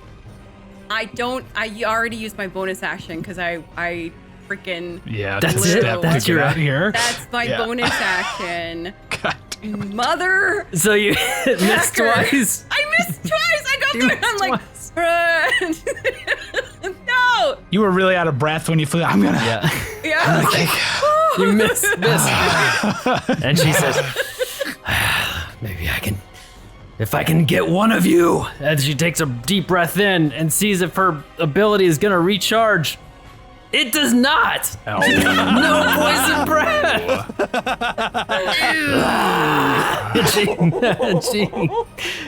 And she is going to claw at you, Priscilla. She's going to make 3 attacks, and she's going to swipe at you with her claw, and that is a 27 to hit. Yeah, that hits. So it's 10 points of slashing damage, Okay. and then she's going to hit you with another claw, Okay. 28 to hit Yep, that hits. for 15 points of slashing damage, Okay. and she has a bite attack. Great. Looking pretty And rough right now. you're I have looking about pretty the same rough. as HP as her. These two flying draconic beasts that are ripping into each other. She looks at you with their big teeth and the nasty bite. Goes for a 27 to hit on the bite. Yeah, it hits. And she hits you for 24 points of piercing damage. I am dead or prone Plus- or whatever. Plus 4 points of poison damage, but you just go down to 0. So she bites into you and just teeth sink into you and you drop down to 0 hit points and you fall. 10 feet down and splash in the water next to Karl. And Chrissy is flying above you at 10 feet in the air. Herman, it is your turn. Okay. Did Karl not get a turn? I'm sorry. Yeah, he's charmed. He just can't do anything? No, I'm sorry. That was me skipping Karl's turn on accident because I did her legendary action and then just went into it. Did you So just Karl, accidentally kill me like first before Karl had his turn? Yeah. well, Karl can't. So Karl, you are charmed. You are charmed until the next layer action. So there's nothing Okay. you can do to save on this. Okay, good. Then never Okay. Boo! So you are charmed. You regard her as a friend, an ally, and so you can't attack the charmer. I guess I'd just keep treading water and be like, "Hey, uppies, uppies, uppies!" To Chrissy. Just treading water, uppies. Good. And then, yeah, just doing that. Okay, Herman, it is your turn. Great. So my sister's lying in the water, maybe, or on the ground dead, and my She's in the brother's water. yelling The water. uppies. Yeah. Yes. This dragon Not looks how so we bad. pictured this guy. Cool. To this dragon that looks like it's about to die. First things first, I'm whipping out the old plunger gun over here, the old Gatling gun to try to hit her. The dragon, that is, first. 51 feet away. Yes. 21 to hit to pull her in 39 and a half feet now. So now she's 11 and a half feet away. I hate that you made it 39 and a half. Sorry, it's I like a how we're 39 and a sticking half to the foot half pole. foot. Yeah. Fucking math. It's a 39 and a half foot pole. But it's such an asshole number, and you know for the balance. You know. But guess what? I still have one more use of my ability to do 2d6 damage on hit with a magic weapon. So if we can just fucking roll 4 damage on this right now. Okay. Guys. Please. I tried and I died. 3 damage? Are you kidding She has 1 HP left. He has 1 HP left. He has 1 HP You left. fucking bitch. This bitch needs to die. In our time of need. So she's 11 and a half feet from you. Yeah, she's 11 and a half feet from me right now. And she has 1 hit point. This is what I'm hearing. Yep, she has 1 hit point. What can I do to guarantee 1 hit point of damage? Jesus. Guess what? This bitch is about to get hit with a barrage where no matter what, she's taking half damage on a save. Okay. So this chick is fucking dead. What is this? What is it? I pull out my little tiny single dart Nerf gun that I used earlier, and I pull it back and I shoot it up into the air. It splits into 100 little Nerf darts to conjure a barrage of weapons at her. She has to make a dexterity saving throw. She looks and she uses a legendary reaction resistance to God. save it, but it's not going to matter, It is will it? not. Yes, she's taken half of 3d8 damage on this. You don't have to roll the damage on this. Would you like to tell us how this ends for Chrissy specifically? Yeah, how they do you all do fly it? up like they're like nice looking like Nerf darts or whatever that come out, and then the tips fall off and they have razor blades on them, and they just hundreds of them go flying into her and just slice every inch of her dumb, ugly, Christmas hating body. When it Her wings are flapping and they're going through all of her wings, just like piercing everything, and she loses her ability to fly, and she just falls and crashes down on the ground. Thud. And that's and splash, thud and splash. She's just in the shallows of the water. And at this point, Priscilla is down. Oh yes, let's go ahead. She's 20 feet out with I think with I would Karl. be like, my charmed breaks then, right? Yes, your charmed is broken. No, he's all right. charmed permanently because it didn't come back around. Because we didn't get back to the layer action, so Oh my god. So I think I'd be like, I'd see Priscilla floating in the water and be like, oh my god, and like try and to go over because I'm already there. Yep, go ahead. And so Give we're the out help. of initiative order. I could also just whip you guys with the old plunger gun back to the shore. That sounds wonderful. I get Priscilla. He shoots. You got to remember to lick it. Yeah, don't But worry. you I gotta, like it yeah, good. you gotta hit me. Yeah, you gotta hit me with the plunger. Yeah. And then- Can and I then beat we your come in. AC? I think so. A 31 to hit. Does that 31 to hit? hit. Yes. Christ, I'm probably dead. Why did you do that? It doesn't do damage. So if we're all together, I'm going to do mass cure wounds on everybody. Oh, perfect. Like just to knock it out at a 5th level. Hell yeah. On Chrissy too? No. You said Bring her back. You No. know what?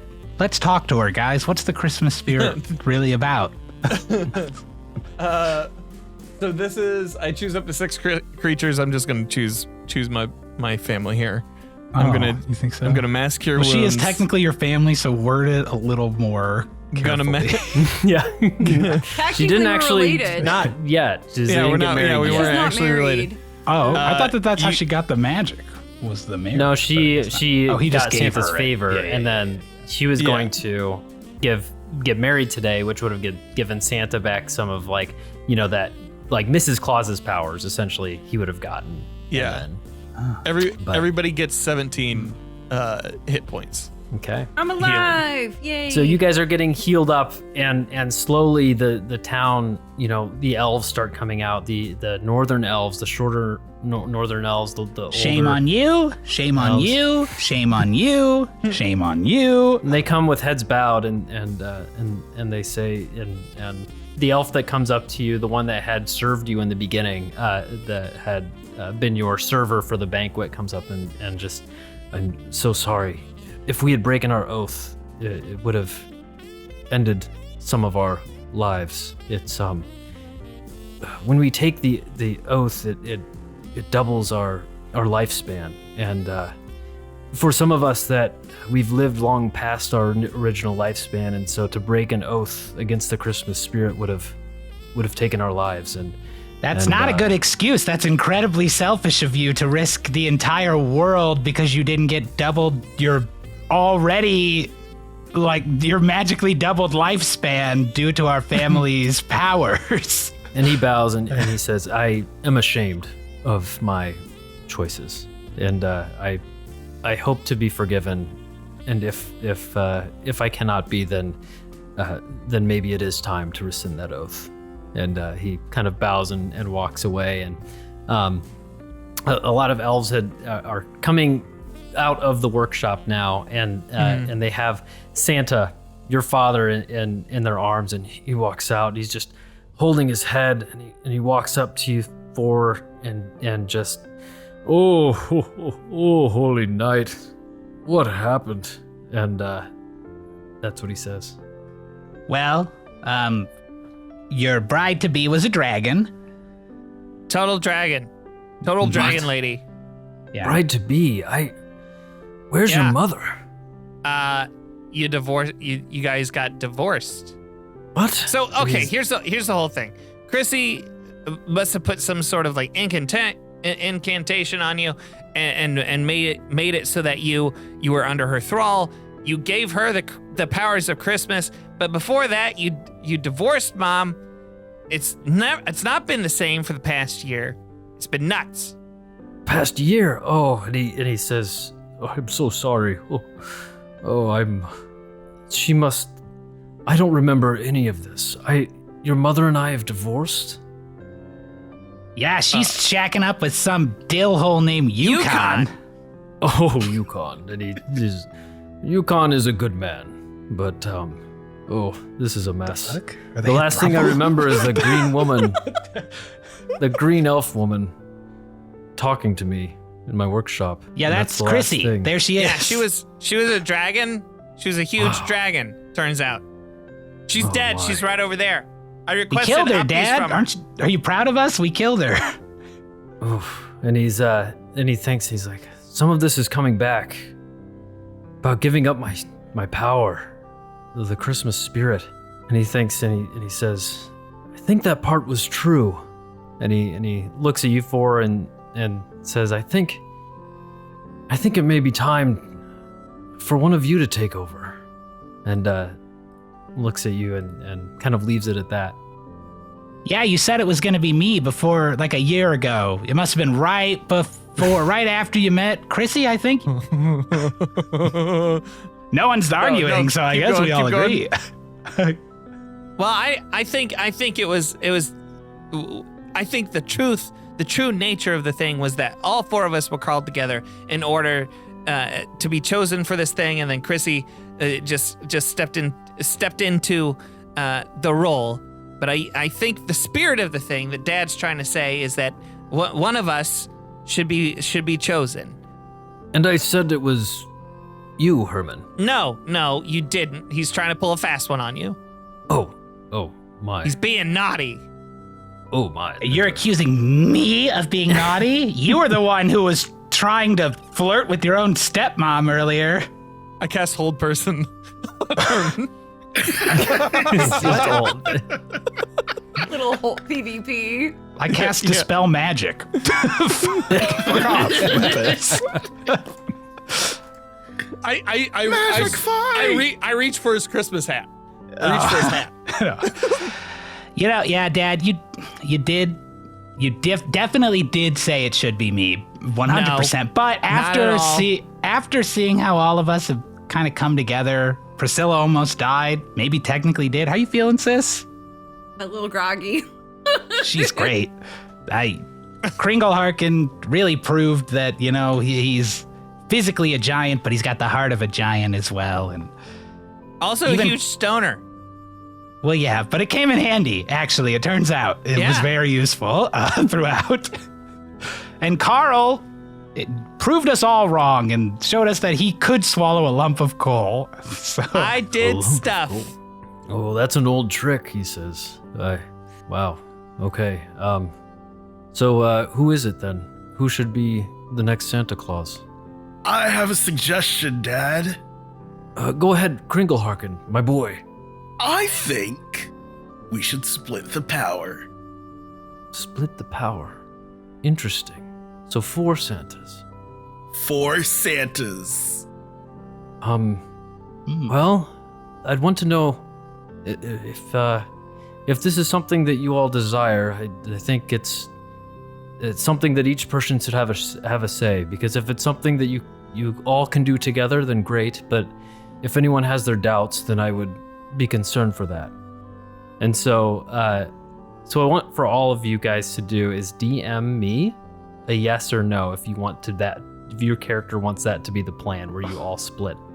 Wow. So just send me a yes or no if you want your character to agree to that, as Santa is going to know. And this will never be shared if you say yes or no. This will never be shared. Taken a lot of game theory classes in my time, and it doesn't bode well for this situation, I gotta tell you.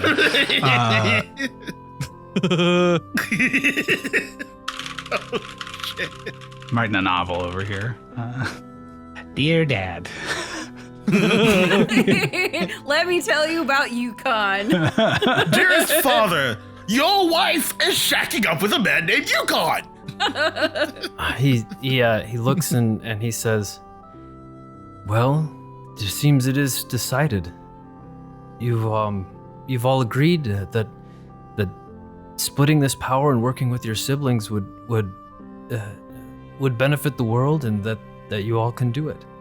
And he says, but he takes a pause and he says, Karl, explain yourself, please, though. Well, it's just, I feel useless.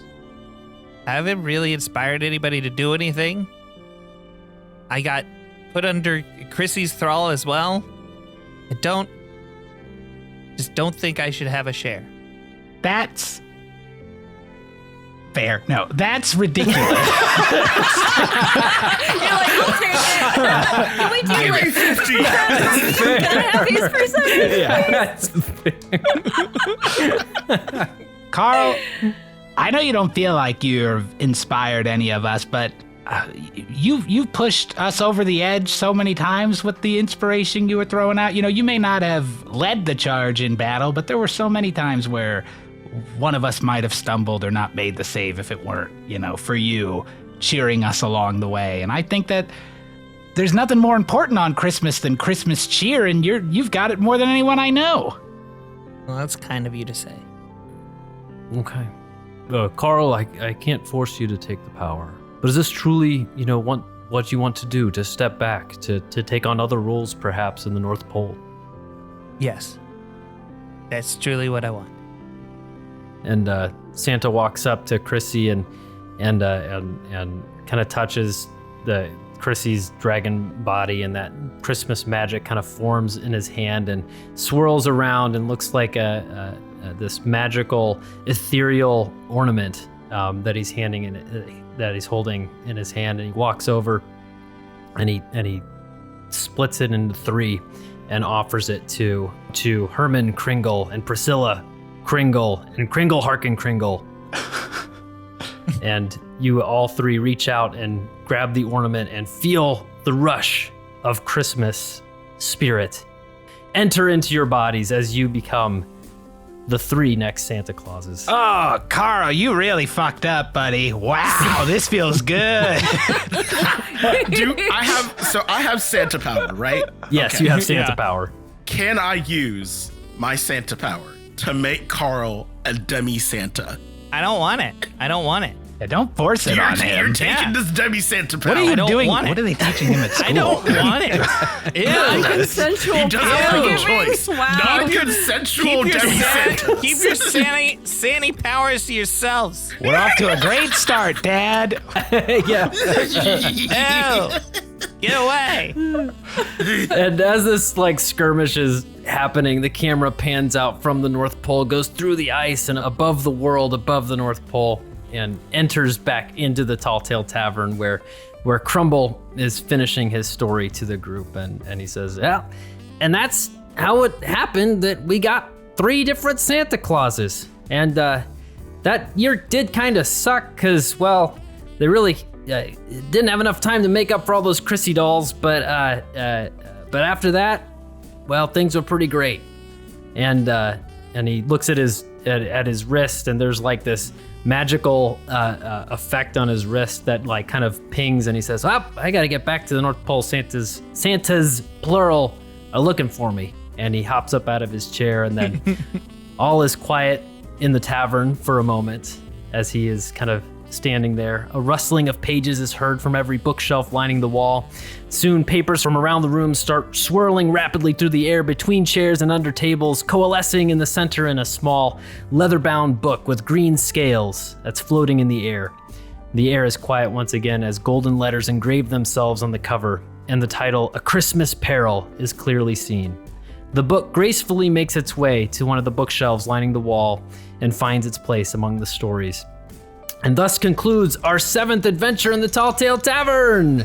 Woo! Thanks to all the players this week, Tiddly, Mosh, Pat, Danfinity, and Scott. Thank you for coming back for a 3rd round for this mega adventure. All of their socials can be found in the description. If you want to see the video of this episode, it'll be up on our YouTube. Follow us at Talltale Tavern Podcast on Instagram, YouTube, and TikTok. If you like us, give us one of those good 5-star reviews. Join our Discord too. Thank you to Tyler Adelsperger for our intro music. Thank you to Zaezar for our artwork. And with that, we will see you next time at the Talltale Tavern. Good job. God bless us, everyone.